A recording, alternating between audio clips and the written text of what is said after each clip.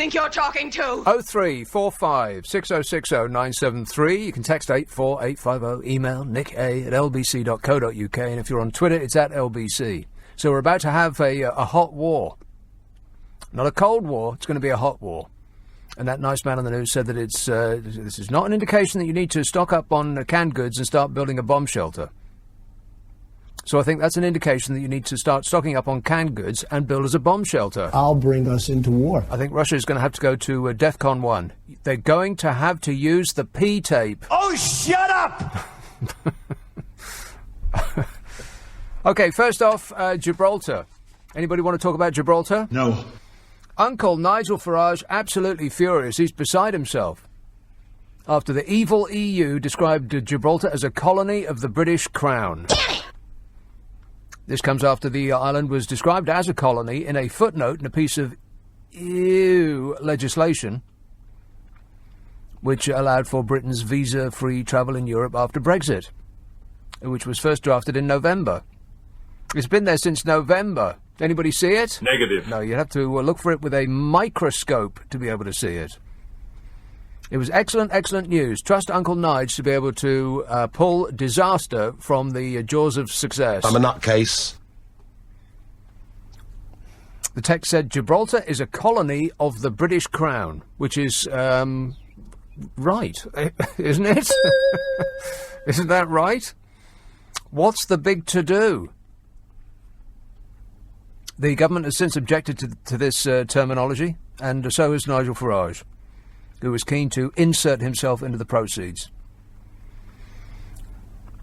The EU's provision for visa-free travel into and out of the Schengen area covering Gibraltar means that Britons from Gibraltar will be able to travel here, there and everywhere, baby, for short stays in and out of Spain and other countries in the Schengen area. Now, how could you complain about that? Gibraltar is not a colony, said the British government. It is completely inappropriate to describe it in this way. Really? Gibraltar is a full part of the UK family and has a mature and modern constitutional relationship with the UK. And Nigel Farage was, like I said, he's just absolutely furious about this, complaining and complaining and complaining. Whinging and whining and moaning. The former UKIP leader, Nigel Farage, took to Twitter to voice his displeasure. He wrote, "How dare the EU call Gibraltar a colony? Yet more arrogant abuse from this awful organisation," said UKIP's Nigel Farage. We've got a few idiots in our party. Well, two things. First, before you wrap yourself in the flag, and demonstrate your support for Gibraltans, you should remember, Nigel, that Gibraltar voted to remain in the EU by 96% to 4%. Big decision, huge. And second, you know who used to call Gibraltar a colony? We did. It's right there on their bloomin' passport. You know those old true blue Gibraltar British passports? It used to say, British passport, colony of Gibraltar. And besides, what is so wrong about calling it a colony? You look it up in the dictionary, and that's what it seems like to me. I'm speaking as an ignorant outsider. Oxford Dictionary definition for colony, noun, a country or area under the full or partial political control of another country and occupied by settlers from that country. Well, they couldn't be more British if they wrapped themselves in a flag, could they? I mean, what do they actually do on that island apart from be British? Have tea, think about cricket, complain about the weather. And the Cruciverbalist's Handbook, a Merriam-Webster dictionary, says colony, definition, a body of people living in a new territory but retaining ties with the parent state. Well, don't they? You know, we've got 14 British overseas territories. 14 glorious remnants of our tremendous British Empire. They are under the jurisdiction and sovereignty of we here in the United Kingdom. They're parts of the British Empire that haven't been granted independence or don't have any people living in them. So it wouldn't matter if they voted or not, because there ain't nobody there. Or they just couldn't be bothered. Most of the permanently inhabited territories are internally self-governing, with the UK retaining responsibility for defence and foreign relations. This is all off the top of my head and reading directly from Wikipedia. They all share the British monarch, hurrah, as head of state. Unelected head of state. Because, you know, that makes sense. Elected by God. Here they are. I bet if I offered every single person in this audience £1 million, you wouldn't be able to pinpoint half of these places on the map. I bet you haven't even heard of the first one. 14 British overseas territories are Akrotiri and Dekelia. No, me either. Anguilla, Bermuda, British Antarctic Territory, British Indian Ocean Territory. Where's that then? Well, the clue's in the name, stupid. I still bet you couldn't find it. The British Virgin Islands, the Cayman Islands, the Falkland Islands, Gibraltar, Montserrat, Pitcairn Islands, St Helena, South Georgia and Turks and Caicos, which sounds like a collection that we found in the remainder bin. That's our glorious empire, what's left of it. I mean, there's fewer people that live on all of those places than live in Hull. But on the other side, the weather is much, much better. Mostly. It said colony on their British passport. But, you know, if the EU said it, then it must be wrong. In other news, the motorcar manufacturers are heading for the exits. Oh no! Yep. Japanese car maker Nissan set to abandon plans to build its X-Trail model at its Sunderland plant. Company executives expected to cancel plans to build the new SUV on Monday. Well, a few fewer SUVs in the world wouldn't be a bad thing. Why does everybody need an off-road vehicle when they never go off-road in it? All they do is go to Tesco's and back and use 2 parking spaces when they get there. Those things are so huge. Company executives at Nissan expected to cancel plans to build their new SUV less than 8 weeks before Britain is scheduled to leave the EU. But I'm sure it has nothing to do with our glorious exit from the European unelected superstate. Nothing to do with it whatsoever. In other news, Nissan had actually voiced concerns about Brexit before committing to build the new X-Trail models in its northeast factory in October 2016. And apparently they have changed their mind. Well, I would assume that they and pretty much every other manufacturer of goods in this country had expected the government to actually come up with some kind of plan. But the government can't even agree with itself. Do they have a plan yet? No. They were gone through Plan A, and now they're on Plan C. Does anybody know what happened to Plan B? They skipped one. Plan B was just Plan A with Plan B written on the front cover. What a state. So this is in Sunderland. The Sunderland plant, which has been active since 1986, employs 7,000 people and produces about 2,000 cars a day. Now, Nissan is part owned by Renault, who are French. No! And this has led to concerns that they may go to France to avoid any tariffs, you know, because of our glorious exit from the evil European Union overlords.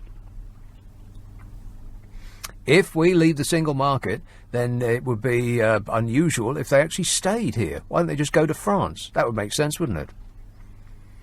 Oh, this is happening in Sunderland, and by the way, Sunderland voted to leave the EU by 61% voting to leave and 39% voting to remain in the European Union. I think that's what's called consequences. Affirmative. A report by the Society of Motor Manufacturers and Traders said investment had effectively stalled amidst fears over the UK's future trading with the EU. But what does the Society of Motor Manufacturers and Traders know about manufacturing motors and the trading in them? They're only experts in possession of facts, so nobody is remotely interested in anything they have to say. The chief executive of the Society of Motor Manufacturers and Traders said the fall in investment was deeply depressing. Oh, cheer up, mate. It might never Oh, no, that's right. It already has. He said it should send a strong signal to politicians to secure a Brexit deal. Well, I think if they were going to be receptive to a strong signal, they would have received it already. I think they'd have heard us already. This reported decision by Nissan also comes weeks after Ford confirmed nearly 400 jobs will be lost at its engine manufacturing plant in Bridgewood. Jaguar Land Rover decided to reduce its 44,000 workforce by 4,500, in addition to the 1,500 workers who left the company last year. And Honda announced 6 non-production days in April under contingency plans to mitigate the risk of disruption to production at its Swindon factory after the UK leaves the EU. But don't worry, because millionaire hedge fund magnate Jacob Rees-Mogg says everything is going to be all right.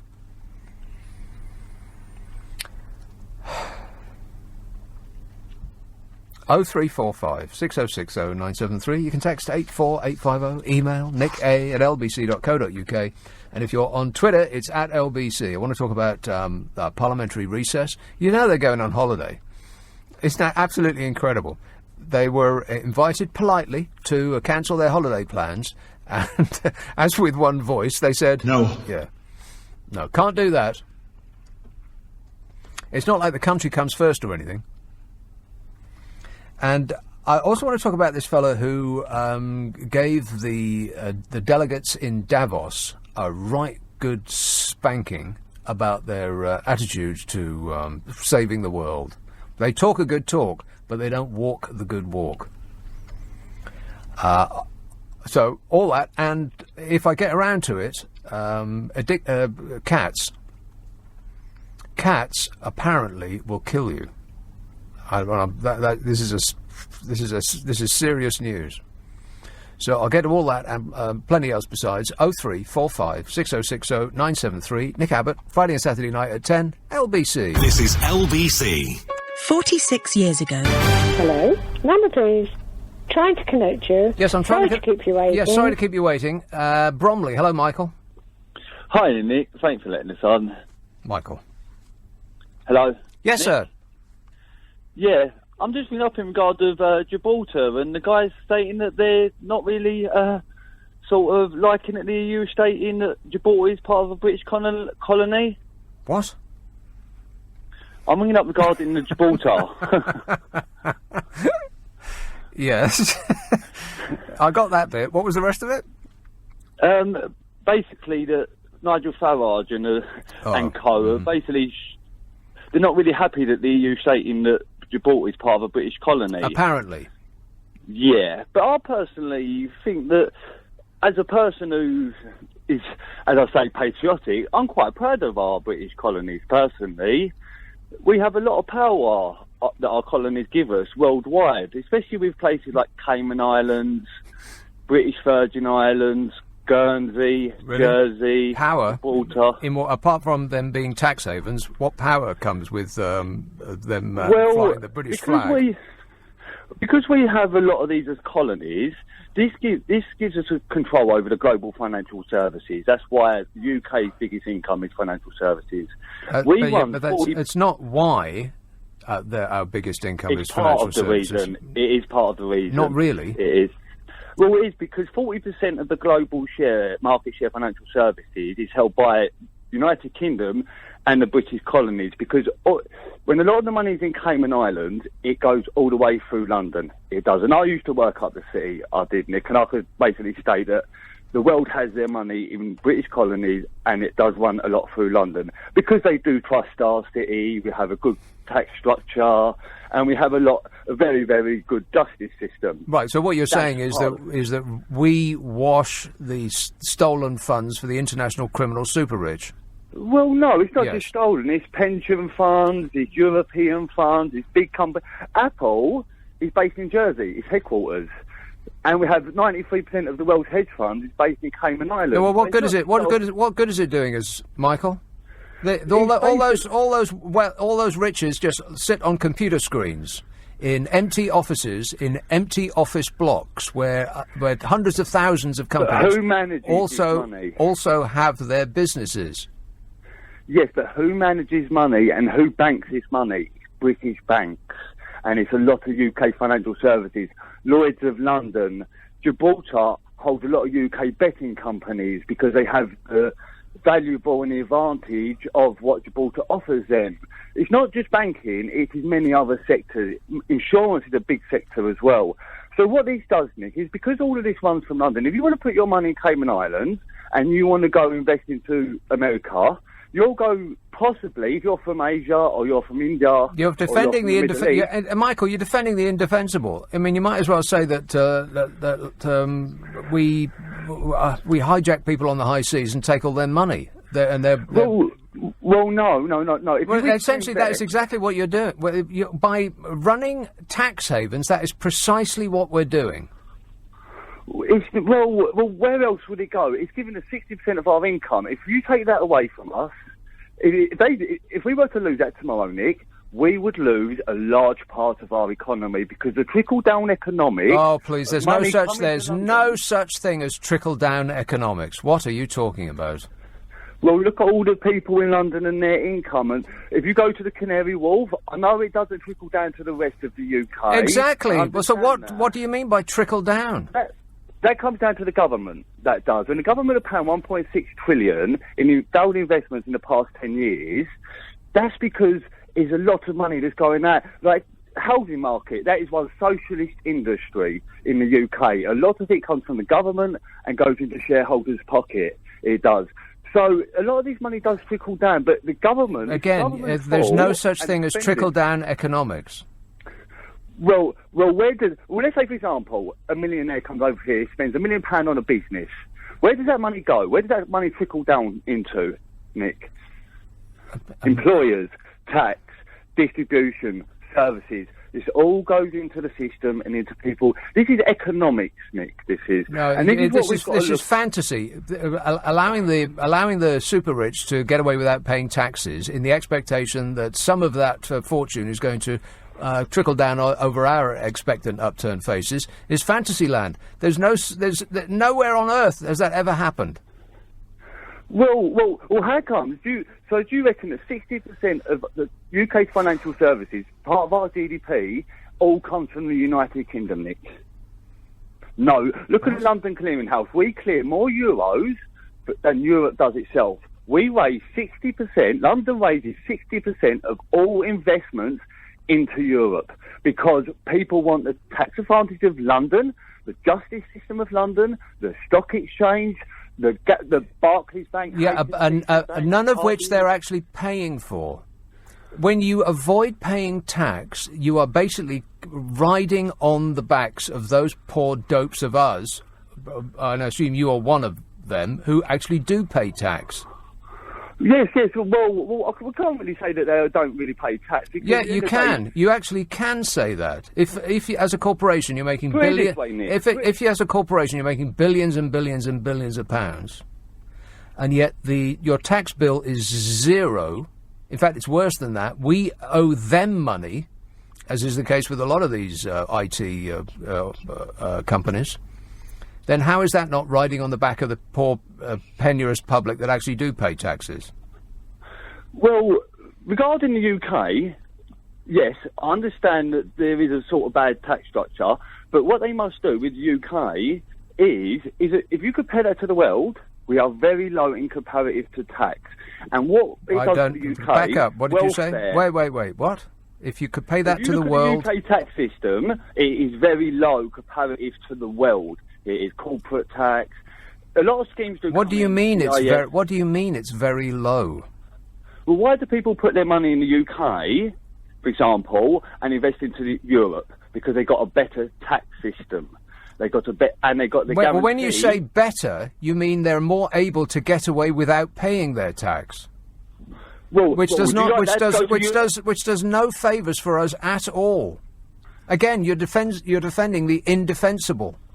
Well, look at else of our economy, Nick. What else do we produce or manufacture? Let's forget financial services. Cars. 60%.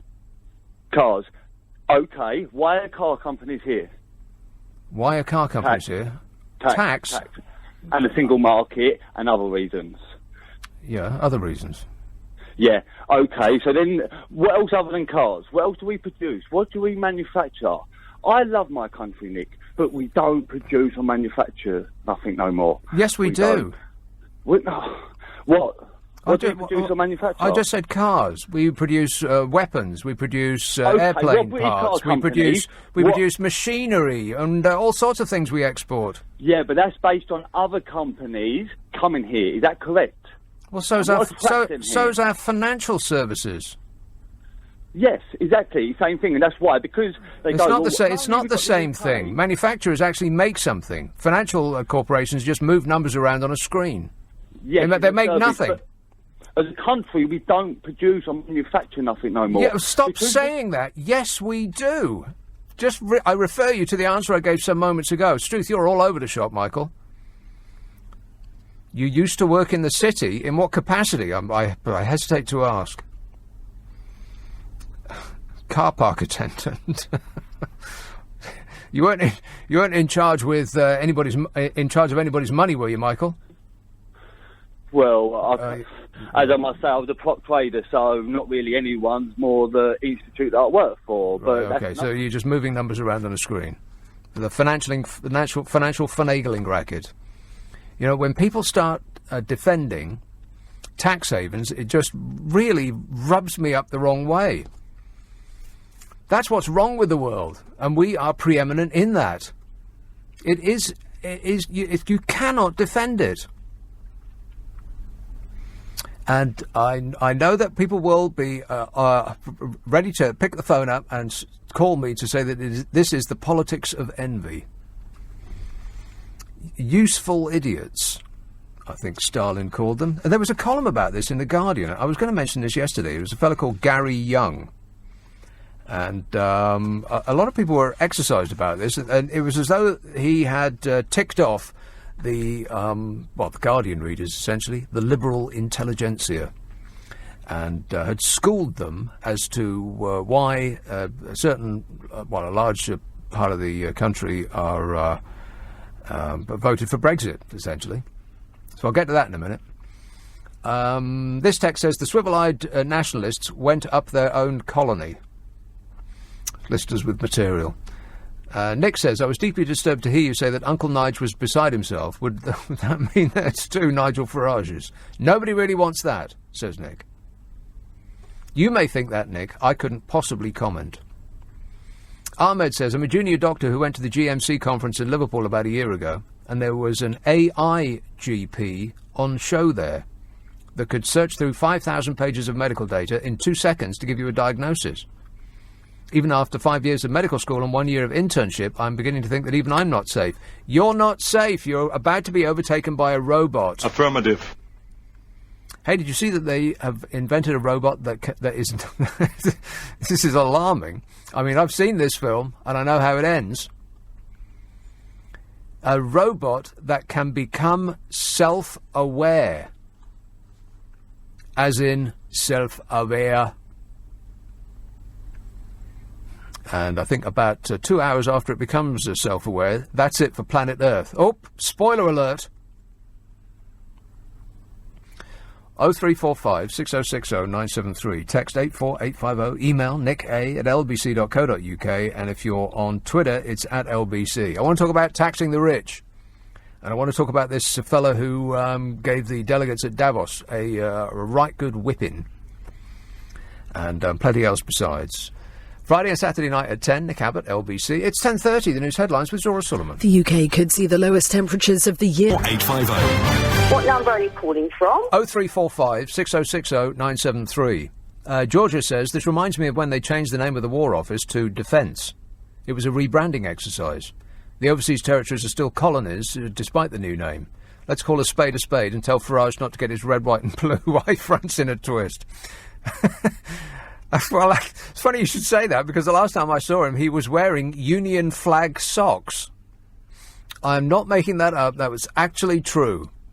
Union flag socks on his little British feet. Oh, I can't hear that again.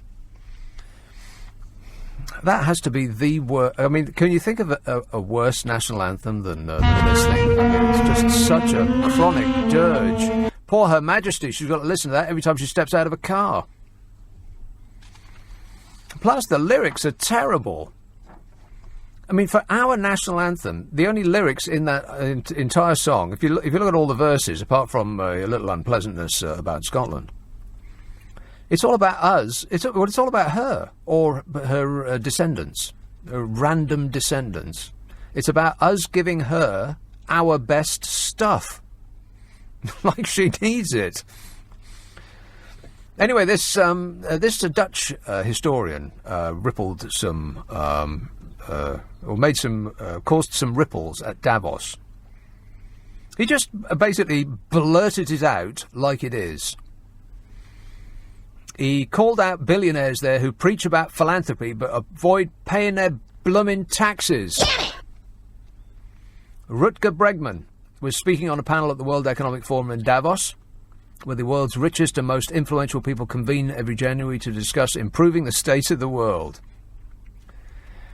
And he took aim at the billionaire elite and ultra-rich celebrities for pushing stupid philanthropy schemes.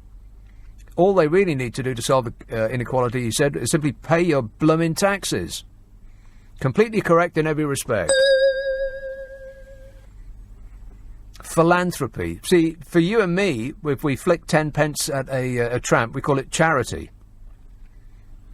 Don't flick 10 pence at them. Put it politely in their hand. Charity, that is. Small word. Philanthropy, much bigger word. It's like remuneration. We get paid, they get remunerated. Bigger word to denote a bigger amount of money. You know, like they're really, really generous. No, they're not. What philanthropy is them nicking money from us, which is essentially what they're doing when they're avoiding paying tax, and then giving us a little bit back to make themselves feel better about their finagling. Or, yeah, which also has the added benefit of making us doff our calves. Doff our... Oh, God, the lights have gone out. In the studio and in my mind, both at the same time. Curious. Yeah, philanthropy makes us doff our caps and and be grateful. This Dutch historian says, I hear people talk in the language of participation and justice and equality and transparency, but then almost no one raises the real issue of tax avoidance and of the rich just not paying their fair share. Hey, get Bongo out of U2 on the phone and he'll sing us a song about it. He says he pointed out that there was only one panel at Davos dedicated to discussing tax avoidance. He said it felt like being at a firefighters conference and no one's allowed to speak about water. He says it ain't rocket science. We can talk for a very long time about all these stupid philanthropy schemes. We can invite Bongo once more. Come on, but we've got to talk about taxes. Taxes, taxes, taxes. All the rest is BS, in my opinion. He's right. And the reason we can't afford policemen or doctors or carers or border patrol or libraries or pothole maintenance or anything in this rich country is that the wealth is tied up in the hands of a very few people. And we've been trained to be grateful to those that are wealthier than us, who have drained the wealth of the country to sit on computer screens in offshore tax havens, and to be grateful when they flick 10 pence at us in the name of charity, which they call philanthropy because it sounds more generous. I mean, ask yourself, how much did the richest man in the world, under 30, pay on inheriting his staggeringly large fortune in Great Britain? 0. Because it's held in a trust, and it's bound up by all manner of legal and financial methods to keep the money in the family and away from us poor dopes who actually do pay taxes. And you'll hear that the rich pay a large percentage of tax, and they should do, because they earn an even larger percentage of income. But that's not even the main event. It's not taxing income that's the thing that we should be focusing on. It's taxing wealth. I mean, the rich would prefer that we focused on taxing income. But it's wealth, assets, unearned income that keeps the wealthy wealthy, And those things are taxed at a much lower rate than actual wages, if at all. And that's why the average person in this country is just about getting by, while the rich become ever more stratospherically wealthy. It's because the game's rigged. And it's going to stay that way while the useful idiots keep repeating that line about this being the politics of envy and saying that we should be grateful for what we get. And if we want to change the tax laws, then we could. Well, you know what? We can't. Because those that could change them are the ones benefiting from them. This text says, Nick Abbott, you are a journalist, not a financial expert. Stop talking like a fool. I will not. It's actually worse than that. I'm not even a journalist. I'm not a journalist or a financial expert. This tweet says, totally ridiculing that guy because he had a working class accent. That's not why I was ridiculing him. It's because he was defending the indefensible. This says, why do people call up to state the case without any intelligence or facts? Because it's hilariously entertaining to hear them try to dig themselves out of an ever-deepening hole. I missed a bit out of that tweet. I was ridiculing that guy because he had a working-class accent. Well, that's complete nonsense. Kept interrupting, yes. Well, he was on for about 15 minutes. Well, you don't get to just have the show when you call in. He says, I refuse to believe he worked in the city, and I dismissed him as a cleaner. This is exactly what the right complain about when they refer to stuck-up liberals sneering at them. And that gives me a perfect intro to this column in The Guardian. It's a fellow called Gary Young, and he made some waves writing about that exact issue, about people being unable to comprehend why the poor appear to have voted to become poorer. You know, in Sunderland, it was a perfect example. Sunderland, the good people of Sunderland voted by something like 64% to leave the EU, and now they're losing their jobs in a car company, reportedly so, because of the problems that are going to be besetting the car industry once we leave the European Union. And people find it difficult to understand why people would vote to become poorer. And this is what this fellow Gary Young was writing about in The Guardian. So I'll give you a taste of what he said. First of all, he quoted from Uncle Tom's Cabin. He says, there's a moment when Augustine St. Clair, who owns Tom, suggests that he's better off as a slave than he would be as a free man. And Tom says, but I'd rather have poor clothes, a poor house, poor everything, and have 'em mine than have the best and have 'em any man else's. Which makes sense.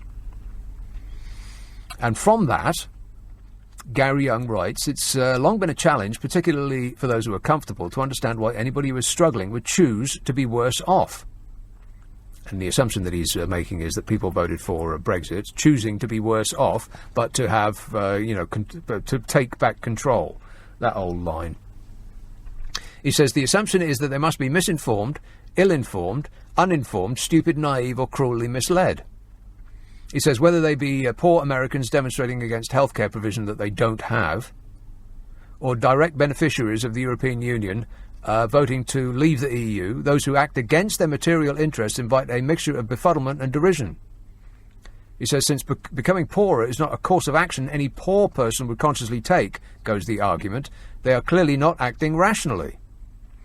And I think that this guy's got it completely wrong. His assumption is that people have voted to leave the European... that poor people have voted against their material interests to leave the European Union because they want to re-establish national control. No.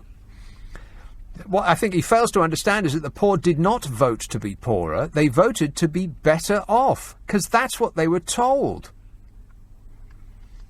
The idea was that immigrants are keeping down their wages, they're taking their jobs, they're stymieing their progress. The people voted out because they thought they would become richer, not poorer. So right at the very beginning of this article, I think he's completely turned around. Anyway, he goes on quite why well-off liberals in particular would find someone voting against their material interests such a baffling idea is odd, because liberals do it all the time.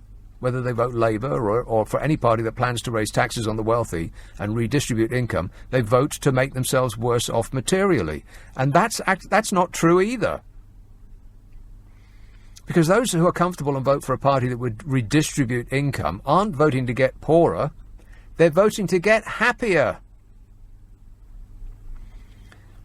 The Scandi countries that tax and redistribute, who provide better health care and health services, who take the wealth of the nation and spread it around more evenly than we do, have happier populations. Every happiness index that ever was taken says so. And what is life if it's not a race to be happy? I mean, what would be the point of being up to your eyeballs in money, but miserable your whole life? Anyway, this columnist from The Guardian goes on, true, Liberals are better positioned to take a hit, or the comfortable middle class. Well, the middle class aren't even comfortable these days. I mean, you've seen this in America.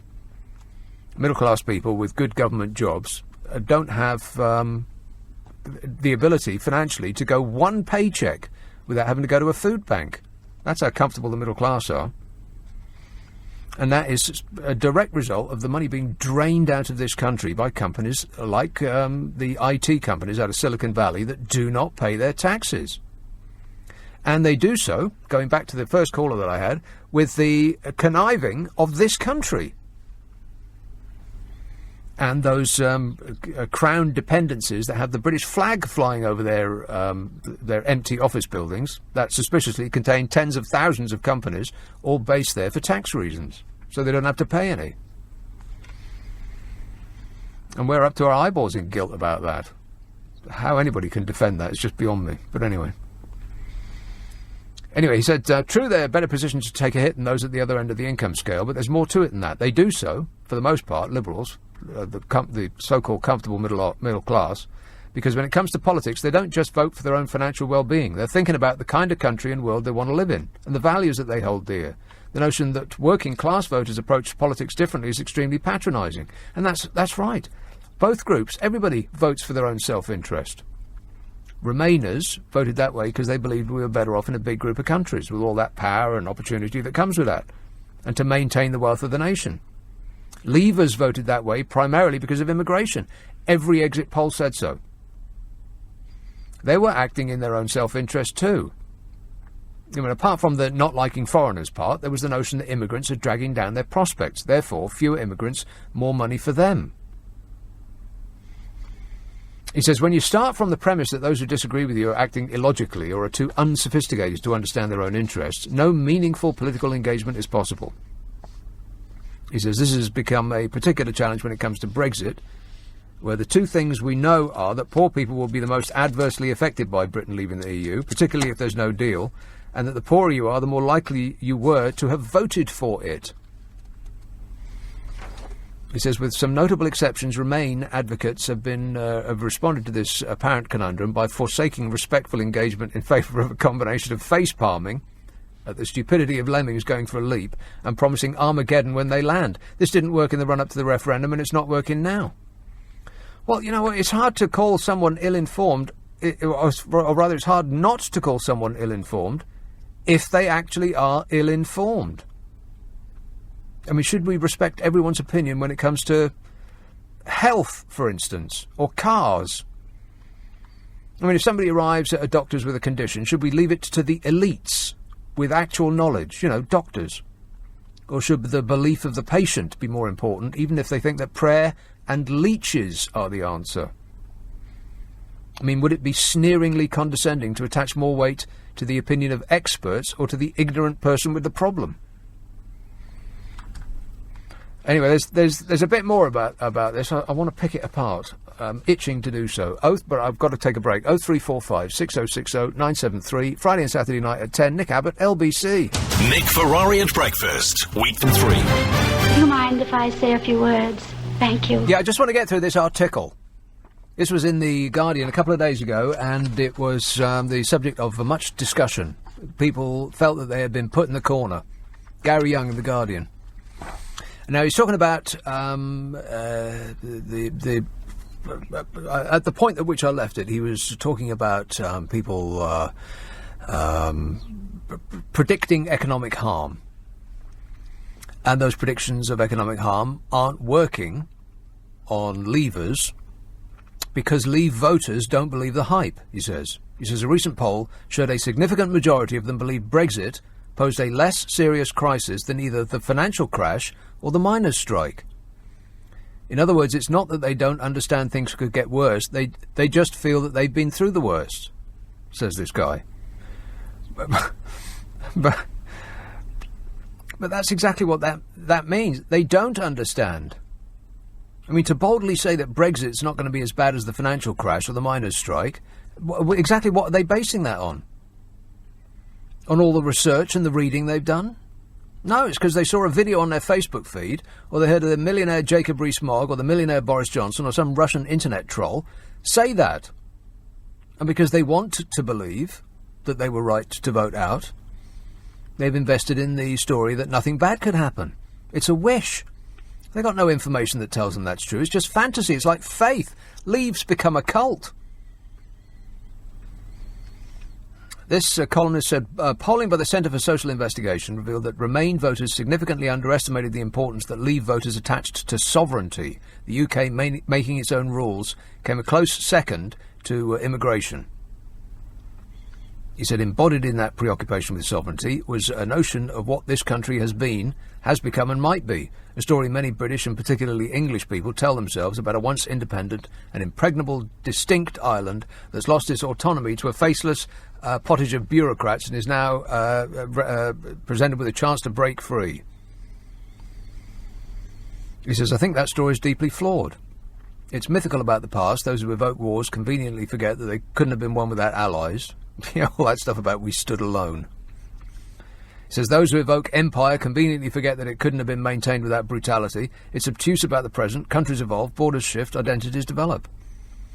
Our royal family is German, our favourite food's Indian, and if people could only agree on how to spell Mohammed, it would be England's most popular name for a boy. And it's fanciful about our future. Our political sovereignty, like everybody else's, is primarily constrained not by Brussels, but international capital. And since you can't vote to leave that, staying in or out of the EU will make us less effective but not more independent. Yeah, so if the story's a lie that people tell themselves or have had told to them, then what on earth would be the point of not saying that those people are wrong? Those that constantly go on about the war and sovereignty. We're not doing them any favours by accommodating their beliefs in a sort of everyone must get prizes kind of way. That would really be condescending, wouldn't it?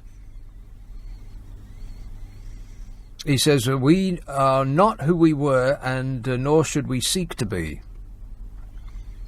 But I also think, in the absence of other stories, it's compelling, far more compelling than the threat of a scarcity of fresh vegetables and a run on the pound if we crash out without a deal.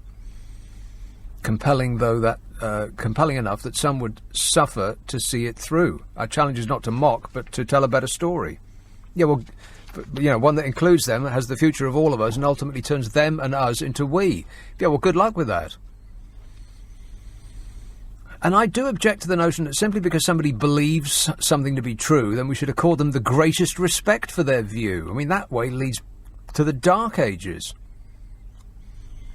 And to accord respect to an idea that's dismissed by just about every expert who has had anything to do with the areas of life and business that will be affected is just pandering to those that can't ever admit that they might have made a mistake because it's either too much loss of face or they feel that there goes their winning lottery ticket. Science is a thing. Numbers are real. There is a thing called verifiable truth, and the world is not flat. No matter how many people insist that it is.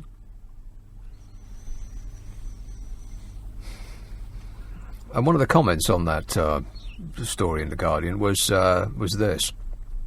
The real story of Brexit is not about principled, proud, working people choosing to be poorer to be more free. It's about a jingoistic movement that simply did a better job of finding the right sound bites to seduce half the nation into thinking that there was something better than austerity, with the support of most of the mainstream media. Yes, in a nutshell, bingo. Unless you know otherwise, in which case you must correct me. Let's have Newcastle. Hello, Henry. Hello. Henry. I'm afraid this doesn't make for terribly good radio, because I couldn't agree more heartily with you if I tried. Could you try a little harder? My two key points. First, I've got a Brexit question to give to you, but Homework. just on the theme of tax havens. Yeah. My view is that we've got to somehow fight through the hegemony, if that's the correct word, in a world where somehow the President of the United States, who refuses to give his tax returns because somehow he's cunning and clever and he should be regarded as a hero because he's not paying his tax. Yeah, until we kind of fight through that sort of fog of. He did sail into office on a wave of approval from the poor people in his audience applauding him for not paying tax because he was like a really smart person. Trust me, I'm like a smart person. So, my Brexit question, and this goes to the world of the Emperor's New Clothes. If I've understood the current scenario correctly, we're about to pass legislation which states that post-April, European citizens can come to the UK for 3 months and thereafter have to justify their stay in the UK by proving that they're working or not claiming, or justify their continued stay in the UK.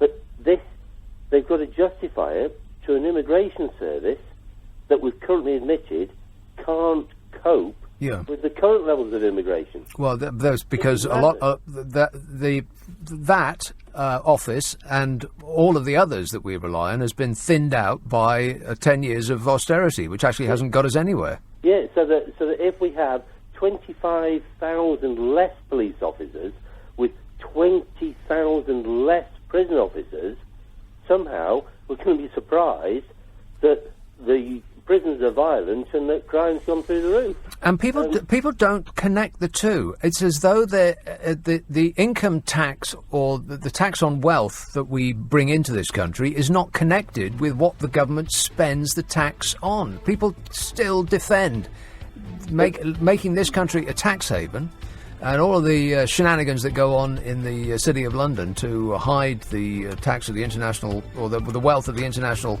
super rich from the taxman. They defend that. It's astonishing.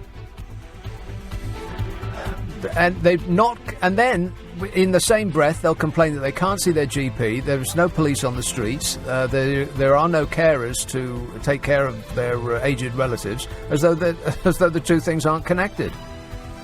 Thanks, Henry. I've got to go. Look at the time. 0345 6060 973. Friday and Saturday night at 10. Now everybody's happy. No one's happy. 0345 6060 973. This text says, 19th century philanthropy gave us swimming pools and libraries. Are you saying gang-ridden areas wouldn't benefit from a philanthropic youth centre? Yeah, never mind about philanthropy. Just pay your bloomin' taxes. Philanthropy is the cloak that they use to cover up the fact that they're actually draining the money out of society. It's as though somebody has pulled the bath plug out and all of the money that used to flow virtuously around our economy has just drained away to sit on a computer screen in the Cayman Islands. And then, in order to whitewash their reputation, they give us 10 pence to put a wing on an art gallery or something.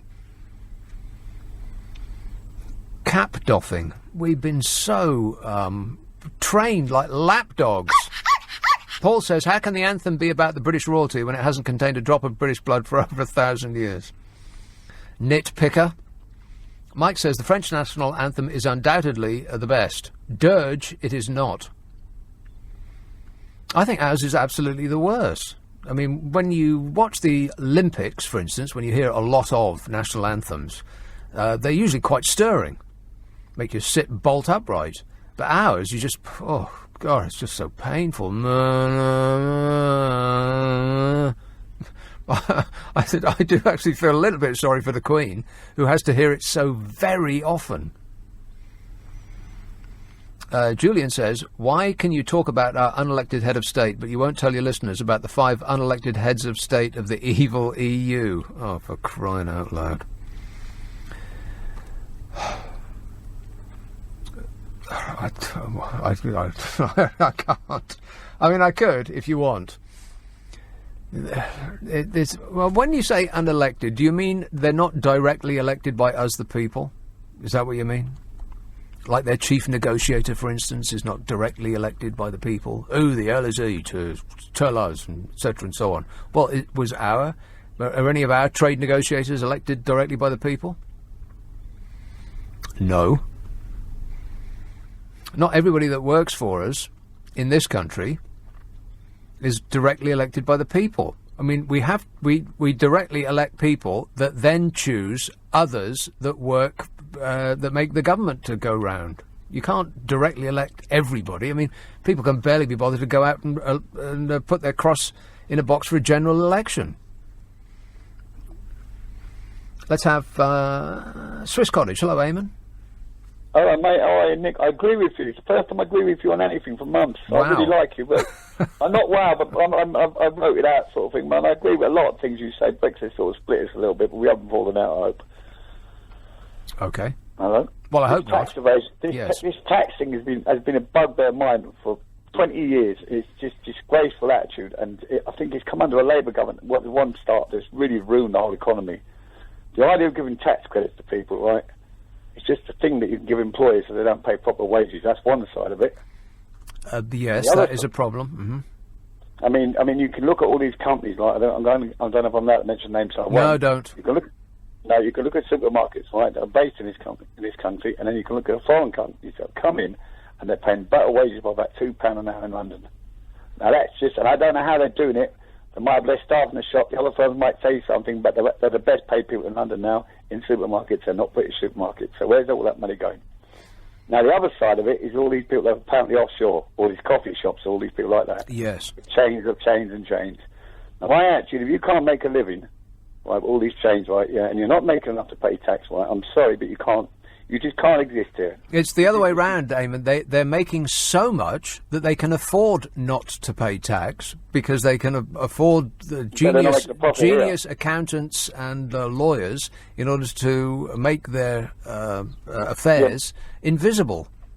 I understand that, yeah, but they're not paying no tax here. They're not making a profit here. That's how they're avoiding it. What they're doing is you buy the coffee for £1, you sell it for £2, you get licensed in some other country for 95 pence, and that removes all the profit. Removing the profit is so easy, it's untrue. I mean, they don't make no money. It's not easy at all. I mean, that's the it of it, isn't it? It's extreme. Yeah, precisely. It's extremely difficult. You need to make a lot of money in order to save a vast amount of money. Well, if I'm allowed to do it, if I was allowed to have you as my advisor offshore, and I was I'm a carpenter, and I was making £1,000 a week, right, and you could charge me £995, right, for your service to advise me, and I could give that to HMRC, right, I would not be making money. And the money you're making then, right, whatever you're doing, would be taxed at a certain thing, and we can put it somewhere else and you give half it back to me. That's how it's working. If they want to sell stuff in the shops, right, and they can't make a profit on this country, they shouldn't be here. I would personally, right, just start with a purchase tax. Every cup you sell, you give me 50 pence a cup. I don't care what you make. If it puts you out of business, fine. I'd make a rule, if you've got over a chain of 5 shops or something like that, or if you're not making a profit. Now, they will come back and tell you, I would rather not do that. You can put the VAT up. You can put VAT up to whatever you like on certain goods. I mean, they've started a new one now where they started doing apprentices, so they're getting the staff for even less. This is just disgraceful. Tax credits, apprentices, paying nothing. I mean, I refuse to go into them. This is like you say about certain other things. I refuse to use them. Yeah, I mean, there's a lot of companies that it's getting rather difficult, even if you don't want to give your money to certain giant multinational corporations. It's getting quite difficult not to, because even if you make a decision not to buy a certain beer, for instance, because they don't appear to pay. They had it in the beer. I never knew they were in the beer. This is awful. I'm more of a beer drinker than a coffee drinker. You've upset me. Go on. Even if you're trying not to avoid giant multinational brands because you have come to the conclusion that they don't pay their fair share of taxes, and so you decide to buy, artisanally produced small, companies that produce small quantities of beer. By picking something off the signs on the counter that you've never heard of, for instance, even they have probably been subsumed by these giant global corporations that span the world. And just if you. Well, I'm out. If you, all right. Well, no coffee or beer. God, that's a life barely worth living, Eamon. Well, my worst one, right, is when I see little coffee shops, and I know the people in there, right, and all of a sudden I can see them people like struggling not to make some money because the man next door, the man further down the high road, he can sell it for nothing because he's not paying no tax. So yes, well, that's the problem with the high street in a nutshell. You've got big shops who have to pay their tax because they have a physical presence here, who are in direct competition with internet giants who do not pay their tax because they're located on a moon circling Jupiter for tax reasons. And they don't pay their tax at all, so it's completely unfair. The ground has been tilted in their favour. And, as usual, the actual fault lies with us, the consumer, because we know all this. And yet we decide to go, even if we do go into one of those shops in the high street, we go into a touch, feel, squeeze and sniff the products, and then we go home, we buy them on the internet because we can save 10 pence. And then we complain that the high street's shuttered up and the centre of town is a no-go area, as though the two things aren't connected. Thanks a lot, Eamon. So this story basically started with this guy called Rutger Bregman, the Dutch historian, who went to Davos. Now, he was invited there on the basis of his book, which is called Utopia for Realists, which argues for a basic income and a shorter working week. And wouldn't that be great? I think that's something we're going to have to enact eventually. A basic income. And it's not... the easiest way to do it would be to just give everybody an amount that they would be able to live on comfortably, to be economically active. Because 50% of the population of the world is about to get fired by a robot. Affirmative. Anyway, this Dutch historian, grew more irritated as the week wore on. He was surprised and maddened by the pushback when he mentioned tax. He said, one American billionaire looked at me as if I was from another planet. He said the Davos emperors talk a lot about how something must be done about inequality and the need to address social unrest, but they object to the idea that they might be a big part of the problem. He told his audience that people in Davos talked about participation in justice, inequality and transparency, but nobody raises the issue of tax avoidance and the rich not paying their fair share. It's like going to a firefighters' conference and not talking about water. And we have, major economies have taxed the rich at a significant rate. You know, the top tax in America used to be 90%. 90%. Now, if you listen to any of the usual suspects these days, they'll tell you that is an unsustainable amount and it will cause the ruination of your nation. But the most successful period of capitalism ever occurred in the years after the Second World War in the States, when the top rate of tax was 90% or more. So when they tell you it can't be done, don't believe them. This Dutch historian said this is about saving capitalism. He said most innovation has come through government spending. During the golden age period after the Second World War, there were way higher taxes on wealth, property, inheritance and top incomes. And that's what we need today if we're going to tame this beast called capitalism. And there's quite a few people who are running to be the next president of the United States of America, assuming there is still a country left when the current incumbent leaves, because of you-know-what. I'll bring us into war. It's about the only thing he's got left. I'm sure you will, Donny. I'm sure you will. It's just who's going to be the lucky recipient of your war. My money used to be on Iran. Now maybe Venezuela is going to get lucky. Who knows? Maybe it'll be his close personal friend in Moscow. But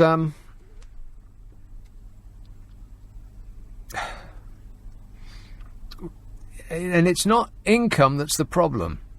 It's assets that's the problem. It's assets that keep the wealthy, not income. That's the small amount that actually does get taxed at more or less the same rate that we dopes who really do pay taxes are subject to. It's the wealth part that's the problem. I'll come to that in a minute. 0345 6060 973, text 84850, email nick@lbc.co.uk, and if you're on Twitter, it's @LBC. This is LBC. Some resolutions are easier. Hello, boys. 0345 6060 973. Here's Barnett. Hello, Martin. Oh, hello, Nick. How you doing? Good, thanks. Yeah, I'm just ringing up about the tax and how some people, actually the worst class of people, defend the richest people. That's weird. Well, it is weird, and this goes back to what this guy in The Guardian was saying. People who are comfortably well off can't understand why the poor would vote for getting poorer, failing to understand that that's not what they're voting for at all. They voted to leave the EU because they thought they would get richer, and they also vote for the status quo as far as tax is concerned because they imagine that in the future they will be one of those people that is rich enough to avoid paying tax. It's almost like they're gripping a lottery ticket, expecting to win. I know. Yeah, I understand. Yeah, I mean, I came over here in '86, and I squatted, I slept rough, and I'm lucky enough now to own my own company with my wife, and I own a couple of houses and whatever. And I think it's only fair to say that the fair point of society is that you have to pay your own taxes and you have to pay them right, and not be blaming or making excuses for not paying your taxes. Is that making sense, Nick? Yes. Now, some companies say, well, don't concentrate on the part about us avoiding paying a tax because we have located in Ireland or the Bahamas or the Cayman Islands or one of these places. You don't mean like... Hang on, let me finish. They'll say, sorry, don't concentrate on that part. We employ people who pay their taxes. Therefore, we are doing a good thing. But that's just such a specious argument. Well, you don't mean like Nigel Rees-Mogg, Boris Johnson, or people like that who screw the country and have hedge fund companies in Dublin. And no, I don't. As you've mentioned names, I most certainly do not think that. Of course you don't, because you can't say it. Because I mean, why would they endorse what's not good for the country was what's good for them? You know, somebody sent me I'm talking about paying taxes now, Nick. Right. Well, somebody sent me a letter about this, about hedge funds. Now, I very rarely read my email. If I read your email on the air, then I've read it. Other than that, I probably haven't read it. Yeah. Actually, Nick, I don't read emails. My wife reads my emails. She always says to me, "Have you read the email?" And I go, "I don't read emails." Yeah. And she points them out to me. Sorry, I'm digressing. Please go on, sir.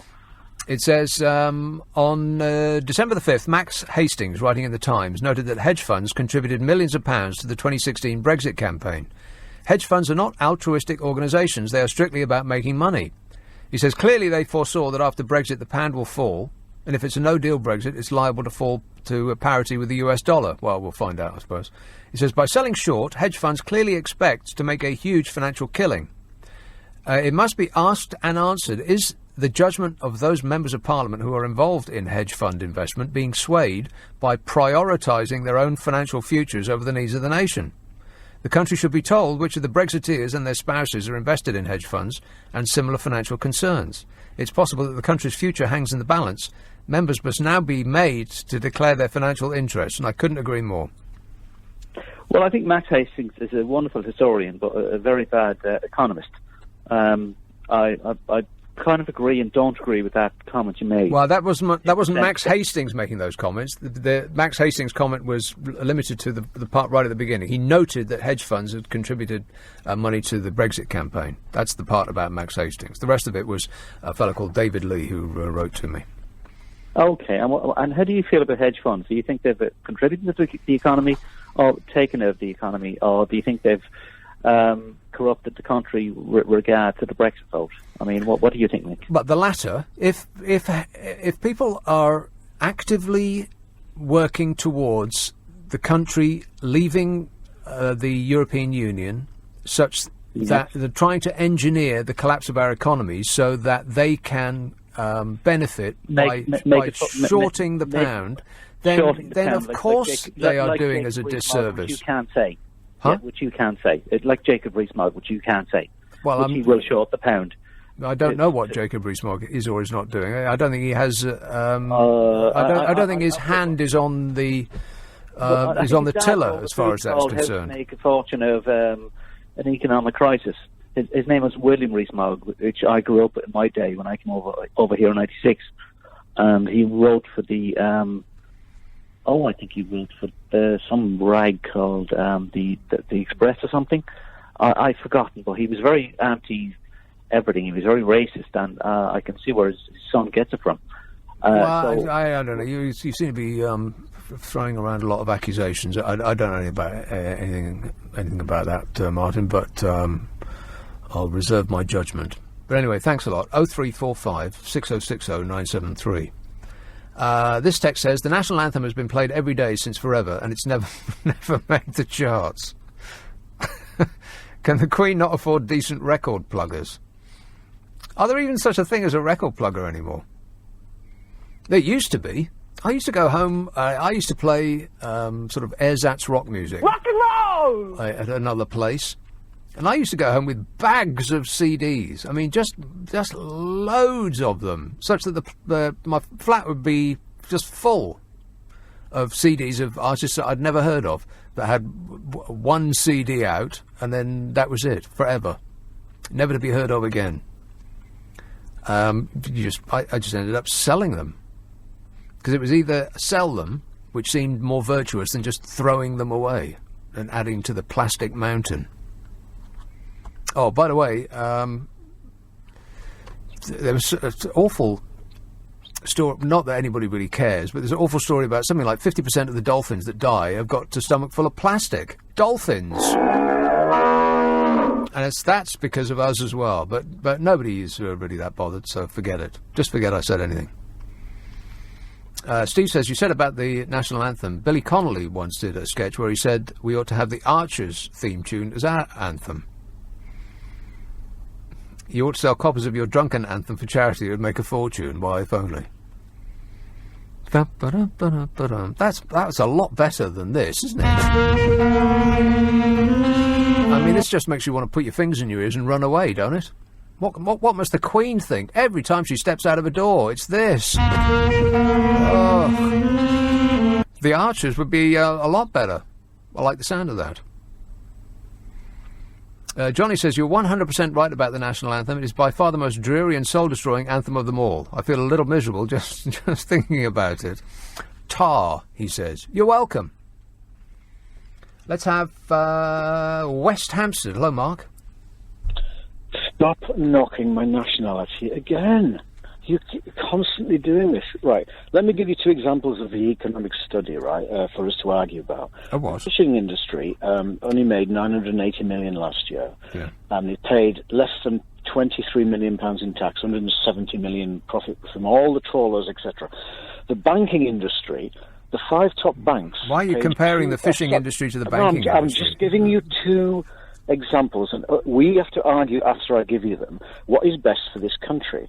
The banking industry, the top five banks, paid $454 million in tax and employed 2.2 million people. Well, the difference between the fishing industry and the banking industry is the fishing industry did not collapse the world economy. Really? Allegedly? Are you sure they did that? Allegedly? There's no allegedly about it. Our national debt doubled as a result of the banks, which we are preeminent in, crashing the world's economy. It doubled. And it is increasing every second of every day. Still, after 10 years of austerity, after 10 years of fewer police, fewer doctors, fewer hospitals, potholes in the road not getting fixed, fewer carers, and I could go on and on and on. Teachers, etc., etc., etc. Everything that we rely on to be provided by the government has been cut and cut and cut, specifically because, and only because, the banks, who are and it's the fault of the City of London and New York specifically. The banks crashed the world's economy, and 12 years later, we still have not recovered, Mark, at all. Not 60% of our economy iota. is financial services. You can't knock that. A tiny little knocking bit. it. The fishing industry is now welfare. Why are you why are you bringing up the fishing industry? What's that got to do with it? Because I'm going to give you one example, if you let me speak, of the other side. One bank 3 weeks ago moved $15 trillion around a financial system and came back and made £1 billion in 3 weeks. Exactly the same as the whole of the fishing industry, which provides... Why are you talking about the fishing industry? Because it's a welfare system now. It doesn't contribute anything to the country. That's not the banking. That's not answering my question. Why are you talking about the fishing industry? Because it costs us money. It doesn't provide any income, and a lot of industries in our country does not provide any money to the coffers of these treasury. The top 1% what's the of the fishing rich industry in this got to country, do with banking? Let me speak. You're not going to win by talking over me. Well, I am. I've won already. You're comparing. You're saying, do you want the fishing industry or do you want the banking industry? Which is just a ridiculous question. You might as well say, do you want prostitution or do you want banking? Pick one. I'll write my answer on a banana, Mark, and I'll stick it in the post. Watch for it at your door. Harrods is more important to the economy of this country than the fishing industry. The shop, Harrods. What are you on about? Harrods employs more people and makes more money than the entire fishing industry put together. I've never heard of such a silly argument in my life. The banking industry should continue its evil ways because the alternative is to rely on the fishing industry. Well, now I've heard it all. 0345 6060 973. You can text 84850. Email nicka@lbc.co.uk. And if you're on Twitter, it's @LBC. I could do with a bag of fish and chips right about now. See, the power of advertising. It works. Cass says, if you want to hear an awful national anthem, check out O Canada. School children there have to sing that at the beginning of every day. Child abuse. Makes our national anthem sound positively chirpy. Oh, well. No, I disagree. I think ours is the worst. Unless you know otherwise, in which case you must correct me. Friday and Saturday night at 10, Nick Abbot, LBC. The time is 11:30. The news headlines with Zora Suleiman. The Met Office has issued weather warnings for ice across... 50. What's he got to be depressed about? I'll give you the numbers, shall I? This is what happened to us after the banks sank our economy. Ours and everybody else's on the planet. In 2007, UK national debt, as a percentage of GDP, as in the amount of money we make, was 37%. That was in 2007. 37%. You know what it is now? 86. 86% of a larger economy. Meanwhile, the richest 1,000 people in the UK last year alone increased their wealth by £66 billion. Now, tell me again that there's no problem, nothing to see here, and we should all move along. Painful that people can actually go out of their way to defend this. And of course, not one single banker of any shape or form went to jail. Not one. We'll never recover. Probably in our lifetimes. I mean, it's been 12 years now, and the situation has only got worse. After all that austerity, we have not recovered. It's getting worse every second of every day. Every second, we owe more than the previous second. 86% of our GDP we're up to now. It used to be 37% before the banks did their worst. And they continue to get ever more stratospherically rich, and the rest of us, we're floundering. Talking about the fishing industry. Chiswick, hello Milan. Hello Nick, how are you? Great, mate. I'm going to talk about the B word. Oh no! Oh no! Here we go. It's perplexing. We're weeks away from leaving, and it's it's really odd how Brexiteers do not want, or leaders do not want to discuss facts, details, legal text. And do you know what it reminds me of? It actually reminds me of the film The Exorcist, if you've seen it. Well, it's a long time ago. Yeah. It's like, it just came to me like when I was getting up on the train. I was like, the possessed girl is like levers, and the holy water is like facts and details and legal text. And if you put the holy water to the possessed girl, they'll combust and they'll start screaming at you. And then you got walls. Yeah, you got walls covered with a lot of green vomit. Yeah. But it's true. It's like, and then they'll say stuff like, "Well, 17.4 million. We decided to leave." I was like, "Yeah, but that's irrelevant. That's 2016. We're now in 2019 on implementing the most appropriate orderly exit. Why on earth are you talking about 2016? These are the facts."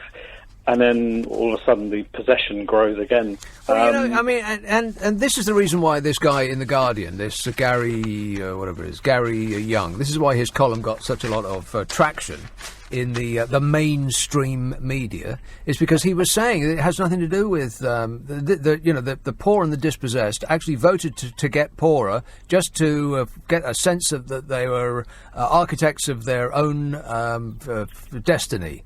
No, they didn't. They voted to leave because they were told they would get richer. His article is completely wrong. Yeah, they were made ludicrous promises, and it's going to sound a bit controversial, but I think... Oh, no. Controversy coming. I think some leaders thought that Brexit finished by ticking a box on the ballot paper, and it actually isn't. It's about implementing it. It's about triggering Article 50. Well, nobody imagined any of this stuff was going to happen. Even David Cameron didn't imagine any of this stuff was going to happen. Otherwise, he would never have mentioned it in the first place. Oh, but he was clueless. I mean, there was so much discussion about the Irish border, but then it got put to one side because Farage started banging on about Romanians and Turkish people. Then it just... Yeah, I mean, that's what caught the imagination. Yeah, a million of them, I think. A million Turkish people are going to be showing up here for, asking for a handout. I have to say, I mean, like, in the last week, we've seen year, politicians have become, like, dreadful, like, in their comprehension of facts. But I'd say also even some sections of the media, like journalists, who do not challenge levers appropriately on the nonsense they come out, and they continue to come out with, well, quite frankly, lies. Journalists are... I'm not a journalist. I'm just a talk show host. I don't know anything about any subject at all, ever. But journalists are supposed to actually know a thing or two, and they're supposed to be after the truth. But because they're people, they just take the easiest possible route to a paycheck, and they don't question anything. And they just write answers down verbatim, and they basically just copy and paste. Occasionally, commentators. Like this Gary Young fellow will come up with a cogent argument. People who write columns will, express an opinion, but it doesn't necessarily mean that it's right just because they do. Yeah, and I have some sympathy with like either radio presenters or journalists on television, because if they quiz levers on facts and details, those levers like Johnson, Davis, Fox, they won't bother coming on their radio show or television program anymore because they don't want to be embarrassed. So they'll probably have an agreement maybe to say, look, you can't challenge me on facts. Can you let me come out with nonsense? Otherwise, I'm not going to come on your show anymore. But that means that they're allowed to get away with absolute nonsense, which is horrible. I think that one thing that this process has actually illuminated is the lack of quality of the people that we have elected to lead us through this. Correct. Yeah. Yeah, correct. I mean, we may have imagined that they weren't very good, but now we know it's true.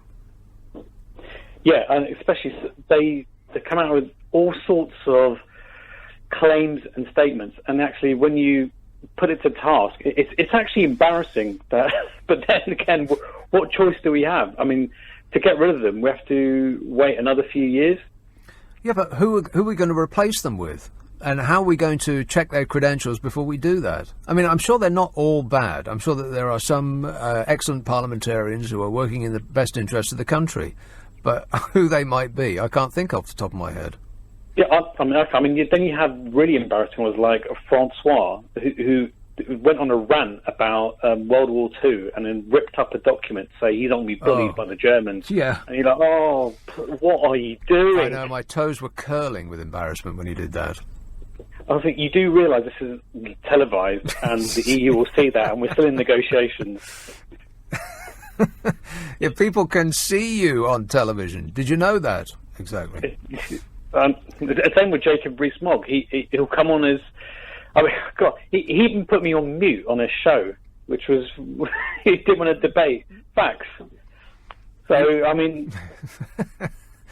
He put you on mute. Because I relayed facts about the Irish border and no deal, and then he put me on mute, relayed some nonsense, and quickly moved to another caller without having to debate that or without having a right to reply. And I thought, well, if you believe in Brexit so much, why don't you debate the actual details? Well, the problem with him defending Brexit is that his own I kind of know that he doesn't have supposedly does not have direct involvement in what that fund actually does, but his own fund, from which he gets vast quantities of money, opened in Ireland and released a fact sheet to its members or whatever its investors, saying that they're doing it because of the potential consequences of Brexit.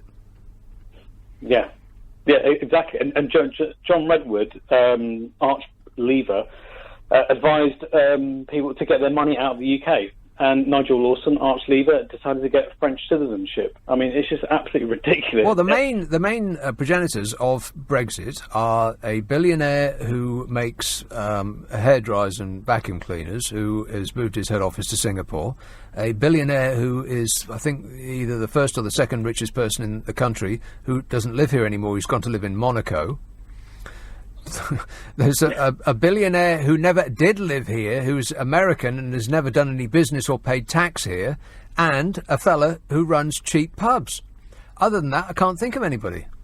Oh, do you know, on 29th of March, Friday, that is where everyone should be glued in, or listen to the Nick Abbott show, because that's going to be legendary. I can't, 1 minute past 11. Well, I can't wait for 1 minute past 11, because things are going to get so much better, Milan. Can you...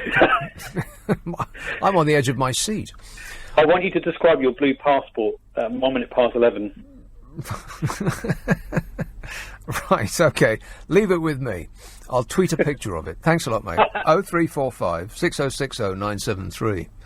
Of course, I mentioned this before, that, and it comes around like every other week, that our parliamentarians actually get a holiday. And in this most dangerous and precarious time, are they going to take their holiday? Of course they are. Which I think tells us everything we need to know about the lot of them. And I'll come to that in a minute. 0345 6060 973. Friday and Saturday night at 10, Nick Abbott, LBC. LBC at the weekend. Majid? Everything is going extremely well. You bet your life it is. 0345 6060 973. Let's have Brixton. Hello, Adam. Hello. Adam.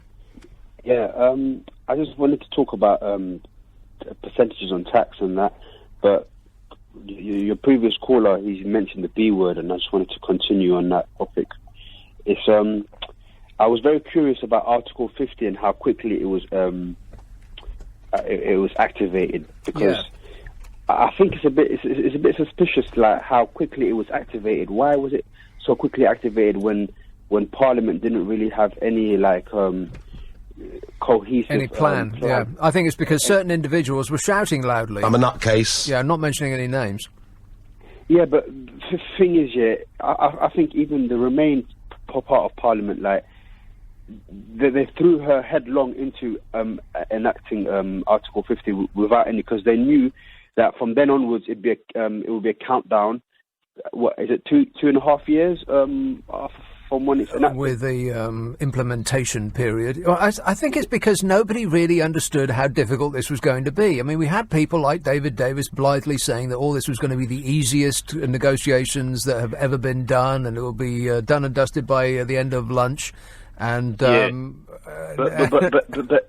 see, if it's something that's going to affect like the country like decades to come, let it take 3-4 years. Like we should have a cavalier sort of armchair approach to like, because we enacted it so quickly. It showed the Europeans that we was desperate to get sort of any deal.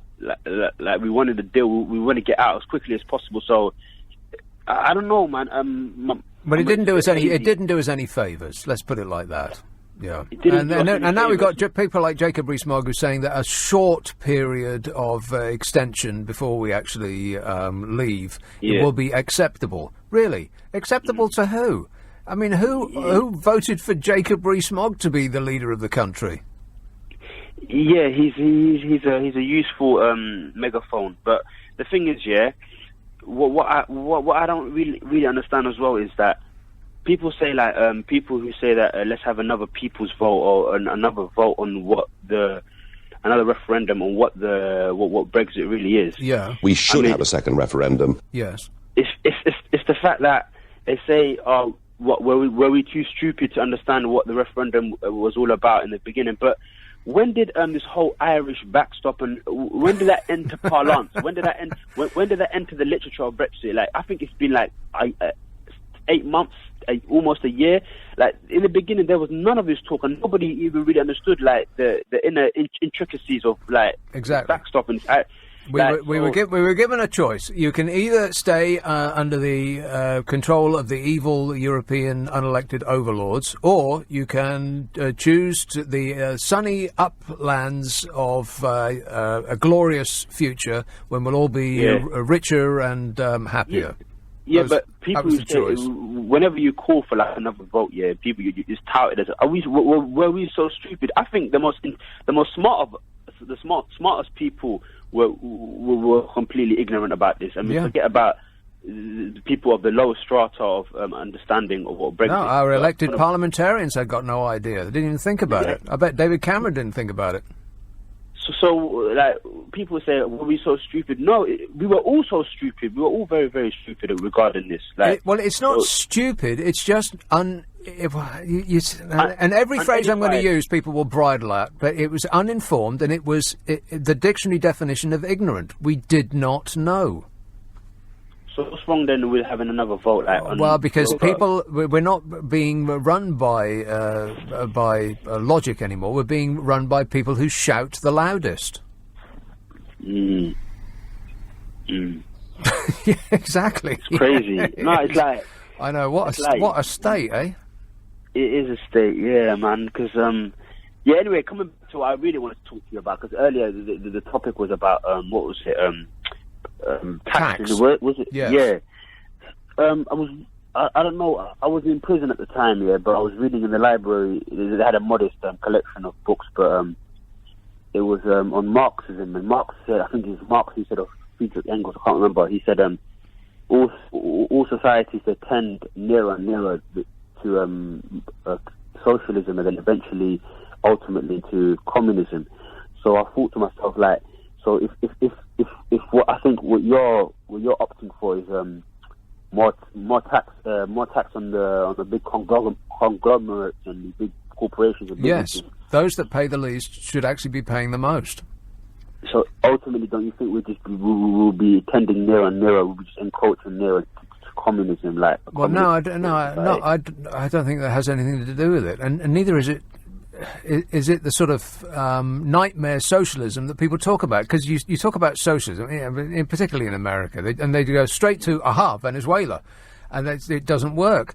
But the police are a socialist construct. The army is a socialist construct. The NHS, it's all socialist. It's taking money from the many, and the government spending it on things that would benefit to society. Of course, they also fritter it away on comics and sweets and weapons of mass destruction. Yeah. But really, we rely on them to provide for us things that we could not provide for by spending our own money on ourselves. You can't build your own roads. You've got to rely on the government to do that.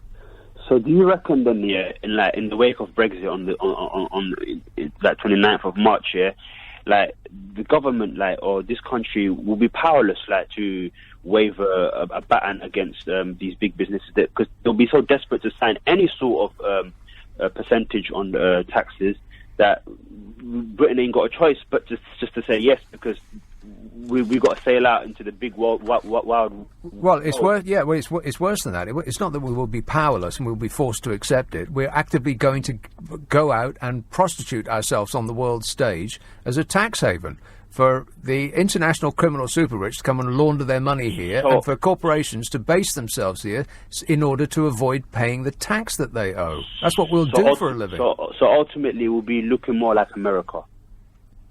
No, ultimately we'll be looking like the Cayman Islands, but bigger, or Singapore, but without all the. Well, I suppose we do have ports, but with just a lot more people. And with all these things, with robots taking over everything, so even the even the health service being robotified and appified. Do you think that health will be commoditized then? Health. Well, unfortunately, we seem to be going away from the sort of socialist model of the Scandinavian countries, which leads to happier people. I mean, let's not forget that part, because to me, that's the most important part. Is not that you can afford a new iPhone every year. It's, are you happy? Because that iPhone ain't going to make you happy, because somebody will have a bigger iPhone or a newer iPhone or one in gold or one with the Swarovski crystals on it. Something will make you upset about it. So the acquisition of material things does not make you happy. In fact, it's the opposite of that. It makes you jealous of the people that have got a better car or whatever it might be than you. That's got nothing to do with happiness. And what's the point of life if it's not to pursue happiness? Some people think he's keeping up with the Joneses. Yeah, but that doesn't bring happiness. That brings misery. There's no doubt about it. You're on the wrong road. If that's what if that's where you're going in order to make yourself happier, then you've taken a wrong turn. Consult your sat nav. Thanks a lot, Adam. 0345 6060 973. Unfortunately, we seem to be turning our backs on that sort of socialist model of which creates happier people, and going towards the unrestrained capitalism that exists in America at the moment. Didn't always do that, but it does now. That's where our future lies. And it ain't just me saying this. I mean, our own government has said that. Theresa May threatened the EU, saying that we were going to hawk ourselves as a low-tax economy. Just go to a low-tax country and see how the locals are. Go to Monaco. See if you can find a local. The locals in Monaco have to live in France. They have to commute from another country. It's so expensive to live there. This text says, check out the Polish national anthem if you like your anthems to be rousing. I have no idea what it sounds like, but I'm sure it's excellent in every regard. Guido says, Brexit has defined the past 3 years of British life and will probably define at least the next 20. With this in mind, the national anthem should be the Hokey Cokey. That's a good idea. I bet the Queen would like that. You know, a bit of a change from this. Oh, can't stand it. Painful. It is going to be defining the next 20 years, probably for the rest of our lives. Richard says, the national anthem is a bit drab, but interestingly, the same tune is used by at least 2 other countries for their anthems too. Question, which countries? Ooh, good one. And the answer is, I have no idea. But thanks for asking. Homework he's given me now. But, sir, it's the weekend. This text says, sadly for working-class leavers, they will find out the hard way that Brexit is neither heroic nor sexy. It's merely reckless and idiotic. It's not sexy! And this tweet says, if you're not a journalist nor a hey DJ, then what are you? Yeah, exactly. What am I? I'm a disgrace. Parr says, if no deal was as bad as is suggested, then MPs won't insist on going on holidays, would they? Also, I do not think it's helpful of you to standard plaster the stupid label on all who vote Brexit. You don't like the result, but people knew what they voted for. Oh, for crying out loud, no, they did not. No, no, no, no, no. No, no, no, no, no. They didn't. They specifically did not know what they voted for. Well, they did. They know what they voted for, but that's not what they've got. They know what they asked for at the counter. They asked for some pork sausages. But they got a bag of wet fish instead. So they know what they asked for, it's just not what they got.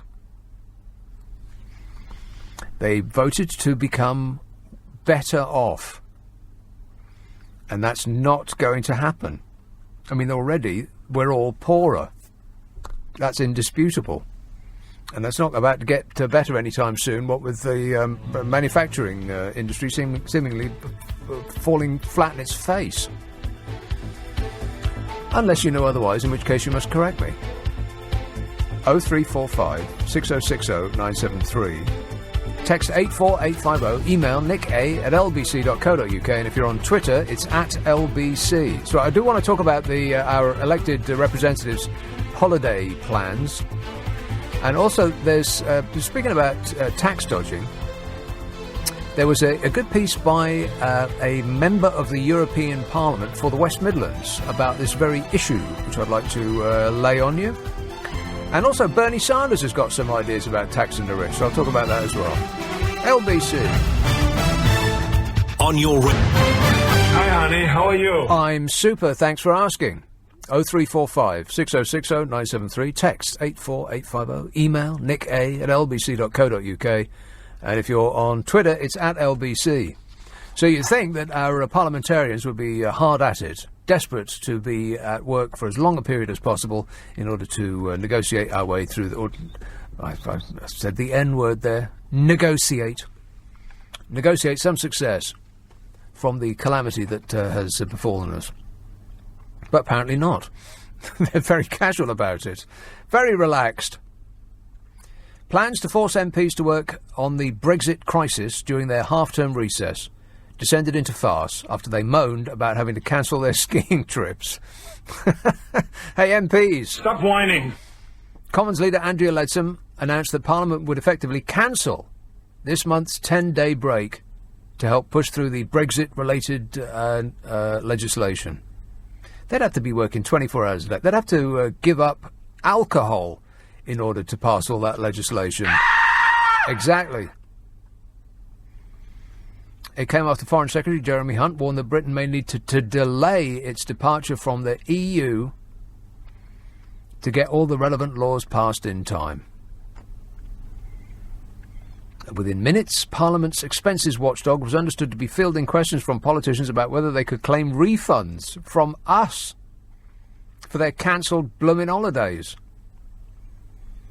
As a result, despite the precarious state of the Brexit negotiations, the government quickly relented. I just can't believe it. They relented. Well, how about saying no? Back to work. I am stunned. I mean, if you were running your own business and it was in a state of dire straits, would you just down tools, lock the door and go on holiday? No, you'd stay there and do your very best until it was fixed. MPs, Chief Whip Julian Smith emailed Tory MPs to say that anyone who had booked a trip could still take their holidays. MPs will also be able to skip coming into the Commons if they have any important constituency events or cross-party delegations, or basically any excuse at all. If they don't want to go, then they don't have to. Because, you know, it's not like we're at a period of great importance here. But, and it's a huge, giant, wobbly but, parliamentary staff, such as cleaners or caterers, they have to show up. MPs do not have to. The cleaners do. I'm not saying that it's one rule for them and another rule for us, but it is one rule for them and another rule for us. Yeah. I mean, they only sit for about 148 days a year. That's the equivalent of 30 5-day weeks. 30. The other 22 weeks are, well, I don't know what it is that they do. They're either on holiday or at party conferences, which are a holiday, or constituency work, he said, waggling his fingers in the air to denote inverted commas. They're going to leave on February the 14th and come back on February the 25th, you know, assuming that there's still a country here for them to do that to. Time's running out. But they don't seem to be remotely bothered. Andrea Leadsom told the Commons that Parliament needs to sit during the week to make progress on the key issues, saying constituents would expect this to happen at this important time. Correctamundo. She said, I'm sorry for the inconvenience this will cause. Hey, no inconvenience at all. They just won't show up. In response to that, the SNP shadow Commons leader Pete Wishart said the plan would have gone down like a bucket of sick. One MP was quoted as saying he would still go on holiday, claiming he was more scared of his wife than the Chief Whip. So the government said, you're all not getting a holiday. You've all been very, very bad, and you're going to have to stay behind and do your work. And as with one voice they said, but we don't want to. And the government said, oh, OK then. Never mind. It's not like there's anything important going on. Go ahead, enjoy yourself. Hi. 0345 6060 973. Stockton-on-Tees. Hello, Brian. Yeah, good evening, Nick. Brian. Well, getting sick of all these Project Fear and scare stories. The paper tomorrow. Whitehall making plans to evacuate the Queen because of Brexit. To evacuate the Queen? Places. Evacuate the Queen. Come on, it's going way over the top, Nick. You know, all these stories are just, day after day they're pushing them out. No, we don't believe it because it's all over-egged. They did it before the referendum. Nothing of it happened. Why should we believe wait a minute. now? Well, what did they say before the referendum? They said that we were going to get poorer. We are poorer. They said we were going to lose some manufacturing. No, we have lost. The day after, they said we'd lose 500,000 jobs. Well, never. Maybe we will. We never. It's gone. They said the day after we wanted to leave. Nobody said we were going to lose they 500,000. Pensioners would get it. Wait a minute. Nobody said we were going to lose 500,000 jobs the day after. Nobody said that. No, they didn't. They said in short time after.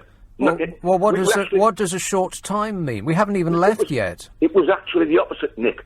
We made more jobs, right? They said pensioners would lose a lot of the pension. Would lose pensions, the pensions and that. Yeah. It never happened. It was scare stories. Brian, you fail to understand. We haven't left yet. We're talking about what they said when we voted to leave, even. Who's they? Okay. Let's just stop right there. You're just making stuff up. Who's the they? And when did they say what you say they say, and what precisely did they say? Who's the they first? George Osborne, Cameron, a lot of them, right? Okay, so in other words, you're just pulling numbers and names out of the air. You got. He was on the television saying it. Who did? It's not me pulling. He said it on the television. Who did? George Osborne. George Osborne said what? He had pensioners looking at the pay. You're going to lose 4,000 a year. 4,000 a year pensioners. Looking at the purses, he pulled them up. Andrew Neil pulled them up about. He said, "This is disgraceful. This none of it happened. It's not made up." Next stop, Brian, made up. We haven't left yet. We're on about what was going to happen after the referendum. He said you're going to be 4,000 a year worse off. Well, households are going to be 4,000. It never happened. 5 years from now will be after the referendum. Right. You were doing tonight Project Fear. All your programmes are Project Fear. Talking up the EU. I can't stand it anymore, Brian. For God's sake, listen to yourself. The pound is 15% lower than it was before the referendum. Day after day, companies are telling us that they have made plans, if not actually leaving. I mean, even the prime Brexiteers are leaving. But you refuse to take on board any information that disagrees with your initial premise that this was a tremendous idea and we're all going to be better off because of it. And any information that comes your way, you just dismiss it as Project Fear. Nissan are reportedly cancelling their plans to make a car here. It's not Project Fear, Brian, it's Project Fact. But could it be a catastrophe to stay in the EU? I think it could. But Brian, that's Project... Wait a minute. You saying that it could is Project Fear. Right. But we'll look at it on the other foot, shall we? Turn it round. No, answer that challenge. You saying that it would be bad is Project... This is exactly what you say. Because nothing has hardly been mentioned about staying in the EU. I'm saying if we remain in the EU, yes, France has big problems. Well, I mean, we have big problems. No, but you had a phone call on a couple of nights ago, and you fobbed it off saying France has no problems. They've had 11 weeks. No, I did not say France has no problems. I said that we have bigger problems. You said it was very little. He's actually given them the tax thing. He's given what he was going to do. He's rescinded it to keep them happy, and they're still riding on the street. There were 65,000 last weekend. Come on, Nick, you're having big problems. Trade is not going to go up with the EU, it's going down. They have high unemployment. They're having big problems. They have elections coming soon, don't they? How is leaving going to help? All I'm saying is it could be a disaster staying in. Couldn't it? It could. We haven't got a crystal ball. You haven't. I haven't. We've voted to leave. We've got to get on with it. We are getting on with it. It's got nothing to do with me. No, but people like you, all you've done is Project Fear all night. Yeah, but I can't stand it anymore, Brian. It's just painful. It's not Project Fear, it's Project Fact. But you just refuse to believe anything that comes your way that you don't already agree with. 2.5 years of this. It's just, and people say, "Oh, well, you're being condescending by not according him the greatest respect." For God's sake, it's just painful. Project Fear. Anything that you say, "Oh, well, the pound has gone down by 15% since we." Oh, that's not a fact. That's just Project Fear. No, it actually is a fact. It happened. There's still something called verifiable truth. Corporations have made plans to open offices elsewhere that they would have opened here. That's not Project Fear. That's a fact too. They've made decisions that they will not undo to invest in other countries because of the decision that we made. That's not Project Fear. It's true. But you just can't get through to them. It's impossible. Because they feel, people like him feel like they've won a lottery ticket, a winning lottery ticket. And people like me, who suggest that it might not necessarily be true, they feel that I'm snatching that winning lottery ticket out of their hands. It's just excruciating. It really is. I just can't stand it anymore. And if you were sat here where I am, getting call after call after call like that, cultists who believe that just because we're leaving the European Union, suddenly our future is going to be always under sun and on the fields of wheat. Wheat? Grass.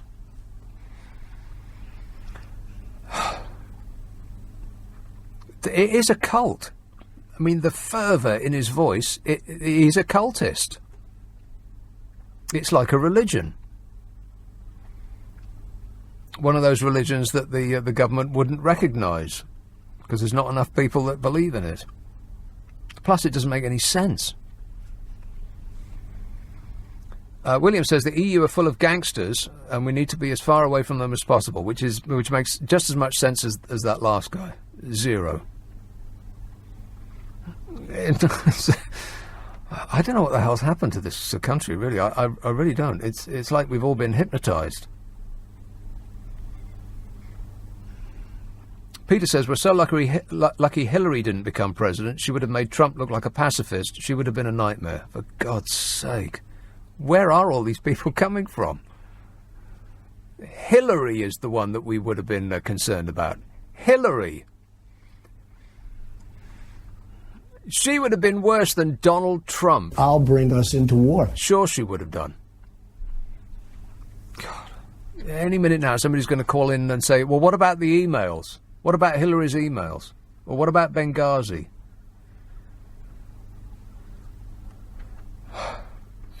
Honestly, it's like being pummeled. It's like being subjected to incoming artillery fire. I just sit here for 3 hours every on Friday and Saturday night, just being pummeled by this. I just can't take it anymore. It's not that I'm complaining or anything. Stop whining. 0345 6060 973. You can text 84850. Email nick@lbc.co.uk. And if you're on Twitter, it's at LBC. Friday and Saturday night at 10. Nick Abbott, LBC. This is LBC. I enjoy working with people. You bet I do. Helen says, maybe those cleaners should stand in for MPs whilst they're skiing. Well, they couldn't do a worse job, let's face it. I mean, maybe that's a good idea. Maybe we'll let the cleaners run Parliament for a little while. Lewis says, the Leave side have the biggest fact on their side. That is, we voted to leave. We didn't vote for communism. What? The Leave side have the biggest fact on side, and that is, we voted to leave. We didn't vote for communism. What does that mean? Do you know what that means? So the Leave side have the fact that people voted to leave. That's on their side. The communism part, I have no idea. No, we got no. But it makes no sense, but it fits right in. Thanks a lot, Lewis. Pete says, Remainers spent the whole campaign telling voters there would be a financial meltdown the day after the vote if we voted to leave. So I think you can forget saying they voted to be richer, certainly not in the short term. But they didn't believe it, though, Pete. They didn't believe that part that there would be a financial meltdown.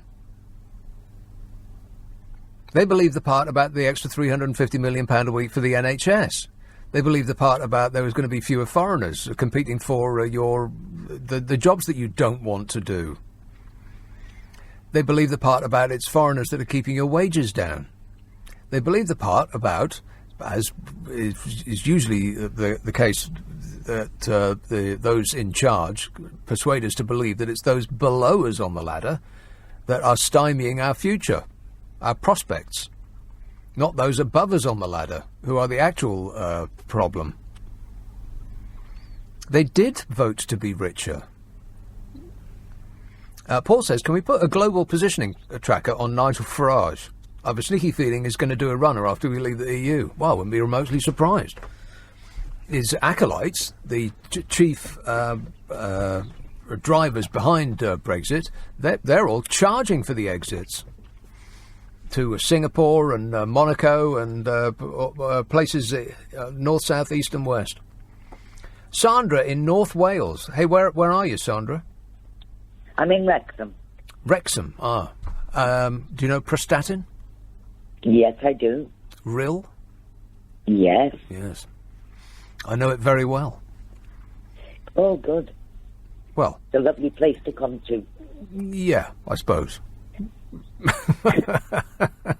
I mean, I like Prestatyn. Rill's not so great, let's be honest. Nick, huh? Nick, before I say anything, I think you need to calm down. You're going to give yourself a heart attack. Yeah, a little bit, yeah. Fortunately, I'm on some pills. Groovy. White ones.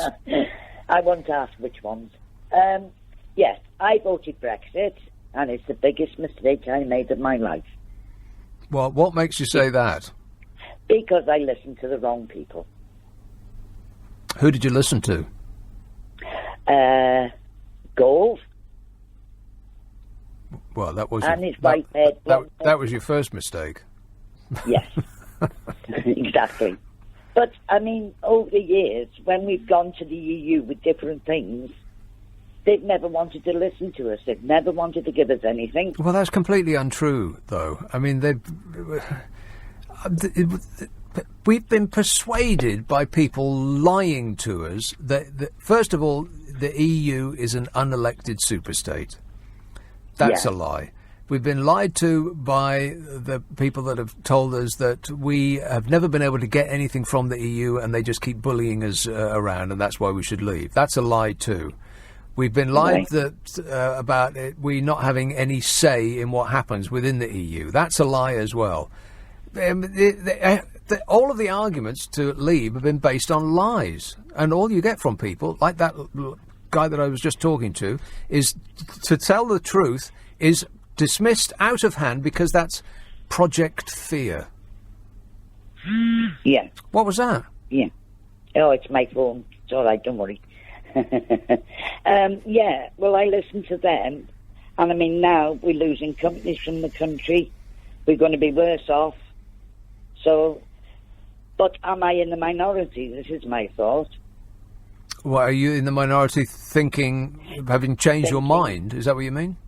If there was a people's vote now, I would definitely vote to remain. Well, I think that would be the majority vote. Do you think so? Well, all the polls suggest that that's true. That the will of the people now is to stay in. Yeah, but certain media stations are doing interviews with people all over the country, but they seem to choose the ones that they want them to say. That some said they voted to remain, but now they vote to leave. But what are wrong with people? Your phone is going mad there, Sandra. It's very late to be getting all these phone calls or messages. Yeah. So I think that the media has got a lot to do with it, to be honest with you. Right, I see. It's my fault. No, certain media, right. Certain newspapers that are all, shall I say, conservative. Yes. Well, that's the vast majority of the media in this country is conservative, small c. Well, and big C in a lot of cases. Yeah, I think they control that, are they? Am I right in saying that? Who? Some of the media, are they controlled by the government? By the government? No. Yeah. No, not this government. Maybe controlled by the Russian government, but that we'll have to investigate that. Right. Okay. Right. Well, this is the first time I've listened to your show, believe it or not. Well, welcome along, Sandra. Thank you very much. It's very suspicious that your phone is going so very frequently, this late at night on your Saturday. You're not a drug dealer, are you, Sandra? I'm not, sorry. Okay. Just checking. No. Just checking. No. All right. Okay, thanks a lot, Sandra. Cheers, my dear. Ta-da. 0345 6060 973. Chris in Watford says, speak for yourself. Most people knew exactly what they were voting for. Cheap argument to use. Also, Farage wouldn't make fun of you. Yes, he would. Yes, he would. Most people knew exactly what they were voting for. They thought that they did. But then 2.5 years later, all of these things came out that we had no idea and we didn't think about and we had no clue about, and even the people that are trying to negotiate our exit didn't think about. So don't tell me that people knew what they voted for, what they were voting for. People had all sorts of ideas what they were voting for. They were voting for fewer foreigners. They were voting for more money for the NHS. They were voting for more doctors. They were voting for all sorts of different things. Don't tell me that people knew what they were voting for. It was too simple a question, which had wrapped up in it too many complicated issues for that to be true. In short, don't be daft, lad. Higgs Bozo says, you want verifiable facts. OK, the FTSE is way above pre-Brexit levels and jobs are up too. Those are facts. OK, well, the FTSE doesn't do us any favours. The FTSE is up because the pound is down. That's what actually affects us poor, penurious taxpayers. The pound is down. So things that we want to buy, unless they're made in Britain by British people without any input from the outside world at all, and I can't think of anything that would be true of, other than the apples that grow in your garden, then we are poorer off. That's why the FTSE is up, is because the FTSE is chock full of companies that do their trade abroad. It's an outward-facing list of companies, not inward-facing. That's why the FTSE is up. It's because the pound is down. So don't point to the FTSE and say, oh, well, it's up and so all of us have benefited, because we don't. Stocks and shares are owned by a vanishingly small number of people. And jobs are up, yes, but what kind of jobs? Jobs are up, but also so is a personal indebtedness. Now, if these jobs were so great, if they were jobs that people really, really wanted to do, and they were comfortable and happily well remunerated and all of that, then debt would not be through the roof. You know what else is up? People using food banks. Don't tell me that we're doing great just because the FTSE is up. Just pick one economic indicator and point to that and say, aha, that nothing bad has happened. When the FTSE goes up, that's because the pound has gone down. So we're poorer. The 0.01% have got richer, but that's not going to do the rest of us any good. Higgs Bozo. Good name, by the way. Well chosen.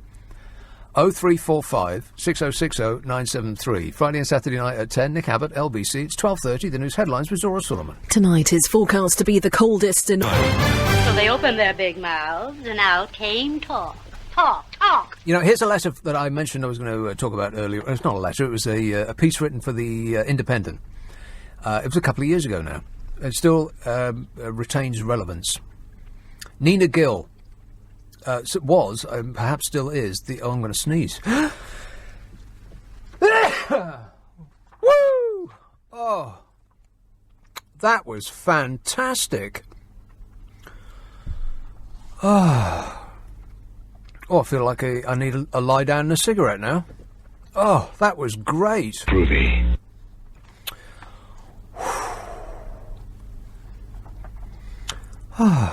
Did I get any on you?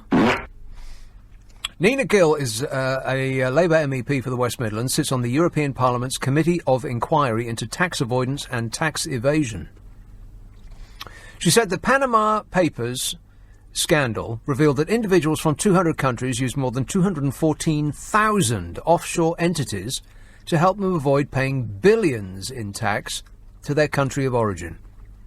Those implicated included 140 politicians and officials, many of whom have now lost their positions, and the Queen, who hasn't. Though these tax arrangements are totally legal, the super rich that use them are directly undermining the funding of our vital services, including our schools, hospitals and emergency services. You know, when you think about it, if you just remove yourself and think from the position of the 0.01%, it could not be going any better for them if they had actually scripted this. We've spent the last 2.5 years tearing chunks out of each other as poor penurious public, as dopes who pay taxes, while they get ever more stratospherically rich. I mean, if they'd written a script, it couldn't be going any better. Nina Gill says, while everyday working people have no choice but to pay taxes in their own country, some members of the global elite avoid paying their fair share by setting up shell companies in exotic tax havens. Yeah, that's true. Most of which have got the British flag flying on them. I think it's 7 out of the top 10 best places to park your money, no questions asked, last year were British overseas dependencies. This is what we do for a living. She said, when Jeremy Corbyn talks about the need to address the rigged system, this is exactly what he means. Tax avoidance of this kind can only be countered at a transnational level, and only the international institution with, and the only international institution with both the appetite and scale to push for a real reform of tax avoidance is the EU. Over the past few years, the EU has repeatedly shown that it has the courage to stand up to tax avoidance. It's not only individuals, but also multinational corporations that are unwilling to pay their share. In 2016, the Commission ordered Apple to pay €13 billion in tax after it broke state aid laws. Well, just in November in 2017, it ordered Amazon to pay 250 million euros in unpaid back taxes. And the EU is willing to go further with plans to rewrite the tax rules for technology companies after a report revealed that tech firms pay under half of the tax paid by traditional companies. Which is why traditional companies are falling flat on their face. That's why the high street has got more gaps in it than a tramp's teeth. The only other Western lawmaking institution with similar economic might to the EU is the US.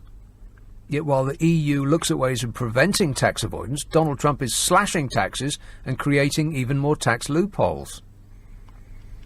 We may, of course, miss out on the effects of new EU rules and impetus to tackle tax evasion in the result of a hard Brexit with no deal. This would be particularly damaging for the UK, as we had the largest number of offshore entities of any EU nation in the Panama Papers, with 17,973.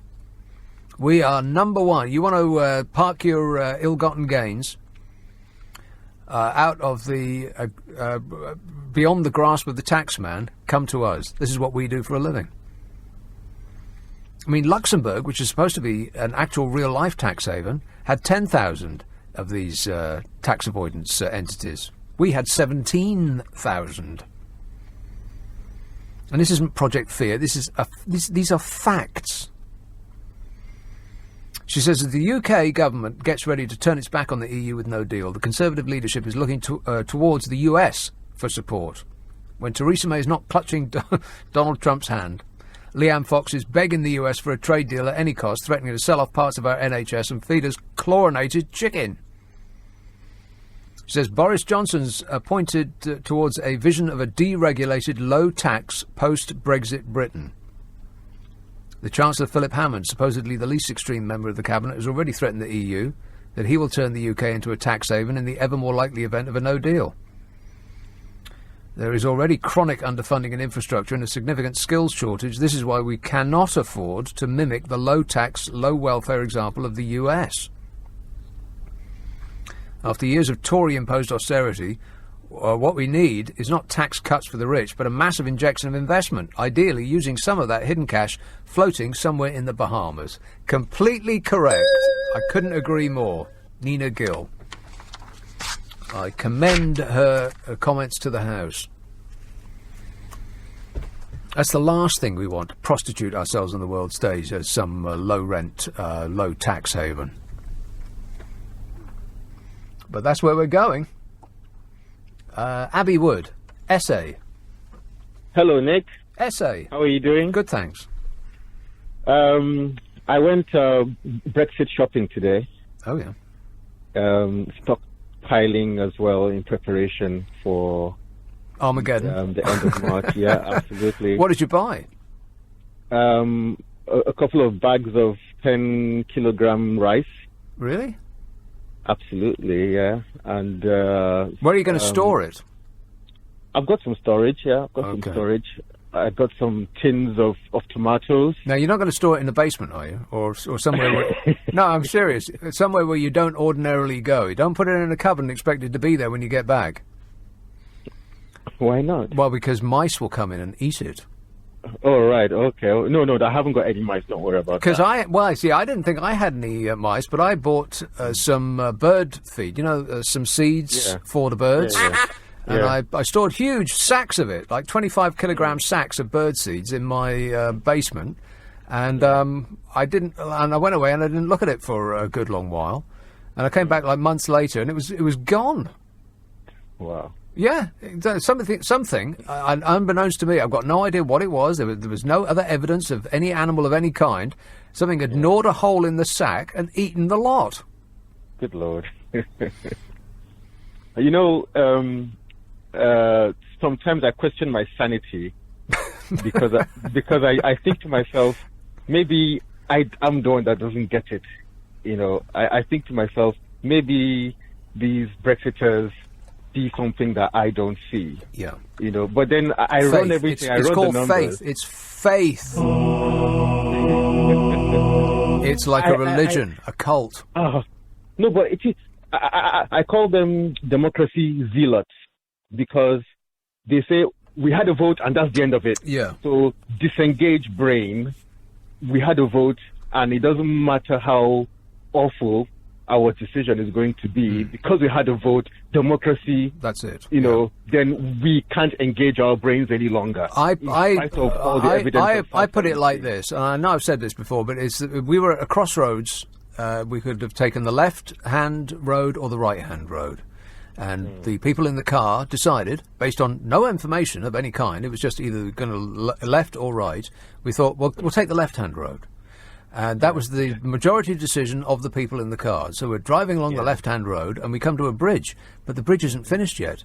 The bridge is only halfway completed.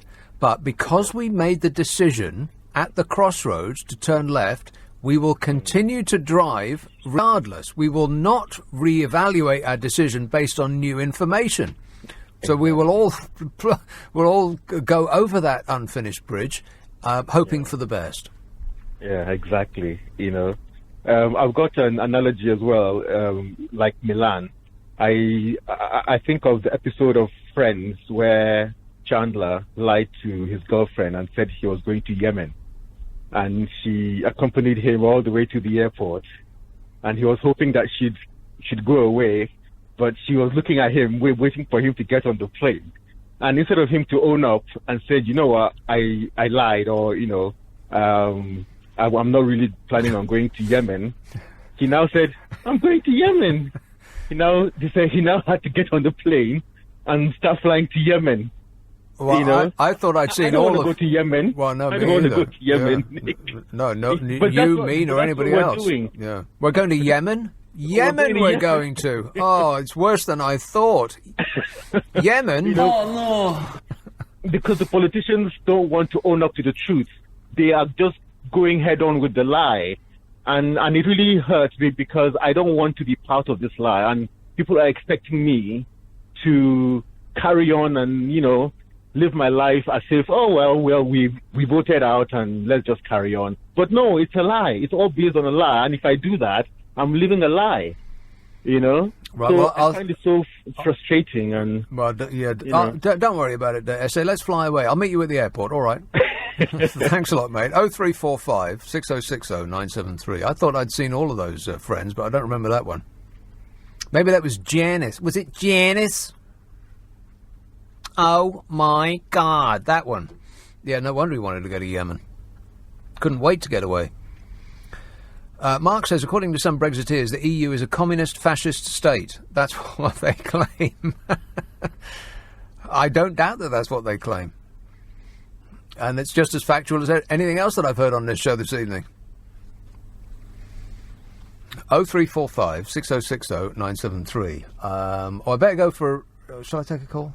Maybe one of these will be brief. Let's hope so. Hackney. Hello, James. You all right? How you doing? Yes, good, thanks.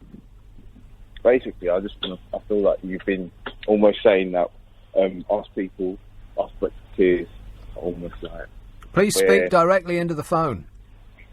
Yeah, I'm talking, mate. It's basically, you think as though we don't know what we're doing. As if we don't know what we voted for. It's not the case, mate. I feel like the overall consensus in the media is like, oh, we're done with Scooby, we ain't got Scooby-Doo. And it isn't really the case. The sooner we leave, the better. And I'm telling you, Britain she'll be better off without it. Right, but what leads you to that conclusion? Because we have more control of our borders. How much are we paying those cronies down in the EU? How much are we paying them per year? Well, I thought that you based your decision on information that you had. You're asking me? No, but what I'm saying is, right? They're on our payroll, right? Those people down in Brussels, they make decisions that affect our lives, right? Is it your opinion that we have an input into those? What are you doing? What I'm doing, I work right now. Yeah. I'm working, mate. I mean, you know, I'm the working class. We've got to work, you know. Work never stops. I don't know about you, but we've got to work, you know. Well, what do you think I'm doing? You think I just give I'm sitting at home giving my number out? He's working. He doesn't know about me. God. Well, at least you thought about it, James. keep thinking it's what you do best. 0345 6060 973. Nick Abbot, LBC. Coming up at 1 on LBC. Matt Devine. We're running late. Yes, we'll edit that gap out later. 0345 6060 973. Text 84850. Email nicka@lbc.co.uk. And if you're on Twitter, it's @LBC. You know, it's a bit hard to take these people, and I must have taken 1,000 calls like that say, I'm sick and tired of being told that I didn't know what I voted for, and that people like me have got no idea what we're talking about. And then they will demonstrate beyond all shadow of a doubt that they have no idea what they're talking about.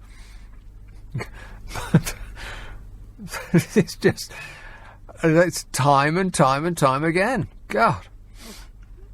Mark says, according to some... Oh, no, I read that. But Basil says, you're brave, picking on lonely pensioners on LBC. What? What? Trying to brainwash Leave voters they're wrong. Why not arrange a meeting with Farage or JRM and sit in a room for 5 hours and debate Brexit? Or are you just another gutless know-it-all?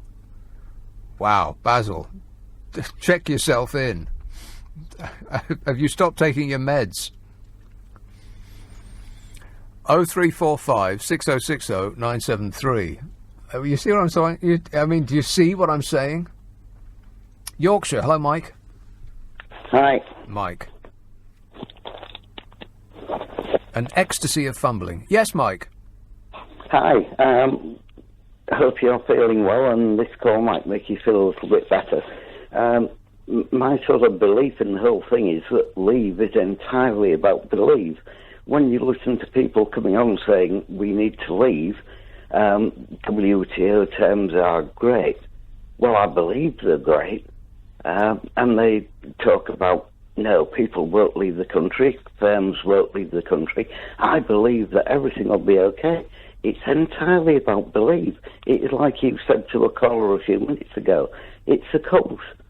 It's like belief. It's like a religion. It's simply that there is no evidence, but they go on and on and on believing. All the facts prove the opposite. Well, so far it's stacked up that is the case. All the facts so far are stacking up to suggest that it is, at least in the short term, and in economic terms, the short term is the rest of our lives. So at least for the rest of our lives, it probably won't be that great a decision. In maybe 50 years' time, who knows? We might be doing tremendously well, but who cares? Because we'll all be dead by then. I agree with you. 20 years, possibly. There is a scenario that breaks out that we could be better off. But in the short term, within 5 years, we could be paying 30, 40, 50% more for goods imported to this country. And a guy came on the other day and said, OK, we can reduce tariffs to zero and we can let all these cheap goods in and food will be cheaper. And if farmers go bust, so what? They don't seem to realise that there's an economic cost to farmers going bust. Britain will be poorer because you make things, you grow things, and you dig things out the ground. That's where your wealth comes from. And without that, we become poorer. But you're wasting your breath because people just, they're hearing it and they just aren't taking this on board. It's just, Aaron Banks said it himself. This is a perfect encapsulation of what's happening. He said, don't try to tell people facts. It's just white noise to them. Deal with feelings. And that is exactly what we've got. Feelings. You can feel that things will get better by imagining our glorious past will return. That's the feeling that has been given to people. It is as though they have been given a golden lottery ticket, a guaranteed winning lottery ticket. And people like me, who point out inconvenient facts, are trying to take that lottery ticket, to snatch it out of their hands. That's why you get such a negative reaction, is because they're not basing anything on facts. It's all about feelings. The chief architect of the position that we find ourselves in now said it. Don't bother with facts. It's white noise. And that's Yeah, that's why we're here. I can understand what you're saying. One other point I would make, which I've not thought of when I actually made the call, is that 9 out of 10 people who didn't vote in the referendum are now saying that they felt so comfortable that there would be a Remain vote that they didn't actually bother voting. Well, I said it at the time. It would be quite amazing to me if we actually had another referendum that the turnout would be even higher, and that virtually everyone who didn't vote before would vote Remain, because there were so many extreme feelings about Leave that they all turned out. Well, the reason I called the Brexit vote and I called the Trump vote, and they both won for the same reason, is because there was a what I believe is a minority of the people who were absolutely adamant, like cultists. They were 100% of the supporters of Brexit and Trump were going to go and vote. If there had been up to their eyeballs in snow, if there had been hurricane outside, if there had been great floods, they would have hired a boat to get to the polling booth and vote. The people who didn't want Trump and didn't want Brexit, they had other things going on in their lives. They weren't single-issue obsessives. They weren't absolutely 100% going to bother to go out and vote, because they wanted to go to the supermarket, or they couldn't be bothered, or they were tired from work, and so all you need really is about 33% of the population to be utterly gripped and adamant that they will go out and vote, and you can swing any election like that. That's why Trump's in office and why we got to Brexit. Yeah, one of the other interesting things is that a lot of people who I would regard as sensible people, some who voted one way, some who voted the other, have actually said to me the thing they regret the most is being asked to vote on something that they didn't understand. And they said they felt really bitter about actually having to go out and vote when they didn't have the information on what they voted on, and they were voting on feelings and intuitions. And they actually are very bitter that they were asked to vote in the first place. Yeah, we should not have been asked this question. It's too complicated. Even the people that are running the country, it's too complicated for them to understand. They couldn't have envisaged the position that we find ourselves in now. Obviously they couldn't. David Cameron couldn't have envisaged the position, otherwise he'd never have asked us a question in the first place. It was too difficult a question for us to answer. Yeah, I mean, there was a programme on about David Cameron trying to get a better deal tonight on the telly. Oh, God. And when it actually occurred, I felt that he hadn't actually achieved very much. But when the programme analysed what he had achieved and what the difference that it would have made, I was quite astounded that the impression I got at the time was so wrong. Well, that's because the impression you got at the time was based on right-wing media who were determined to leave for their own ends. I mean, absolutely, yeah. That became apparent when you were watching the programme. Right. Well, yet again, facts are correct, and the rest is just belief. Leave is just believe. It's nothing else. What programme was this? It was a programme about David Cameron trying to renegotiate the deal just before the referendum. So what channel was that on? I don't know, it was a terrestrial one. It was one of the normal channels. Oh, a normal channel. Oh, well, you should have said and I watched it tonight, and it seemed to be extremely factual. And it said that he had actually achieved a lot. There was a lot. Tusk was on being interviewed a lot.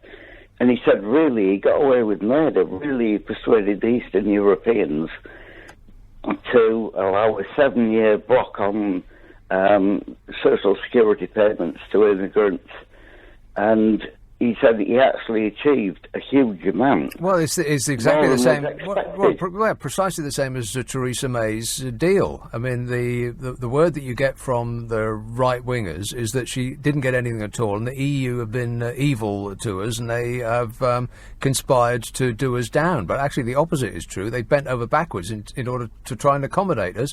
It's just that our elected representatives kept asking for more without actually specifying what more is. Mike, I'm going to have to go because, blimey, look at the time. Don't it flash by? I can't believe it's the weekend already. I mean, am I hallucinating or is time actually speeding up? Now, you can download our Global Player app, by the way. I think you'll find it a delight in every regard. If you're on if you're on Apple, then you can find our podcasts on that. I'm not sure that it's available on the Android side. If not, then my podcast is available wherever they give away good podcasts. You'll find it's called the Nick Abbott Habit, and I commend it to you. Stick around. Steve Allen's set you straight at 5 o'clock, but right now it's Matt Stadlen. Nick, thank you very much indeed. Well, it is Sunday. It's Sunday morning, and between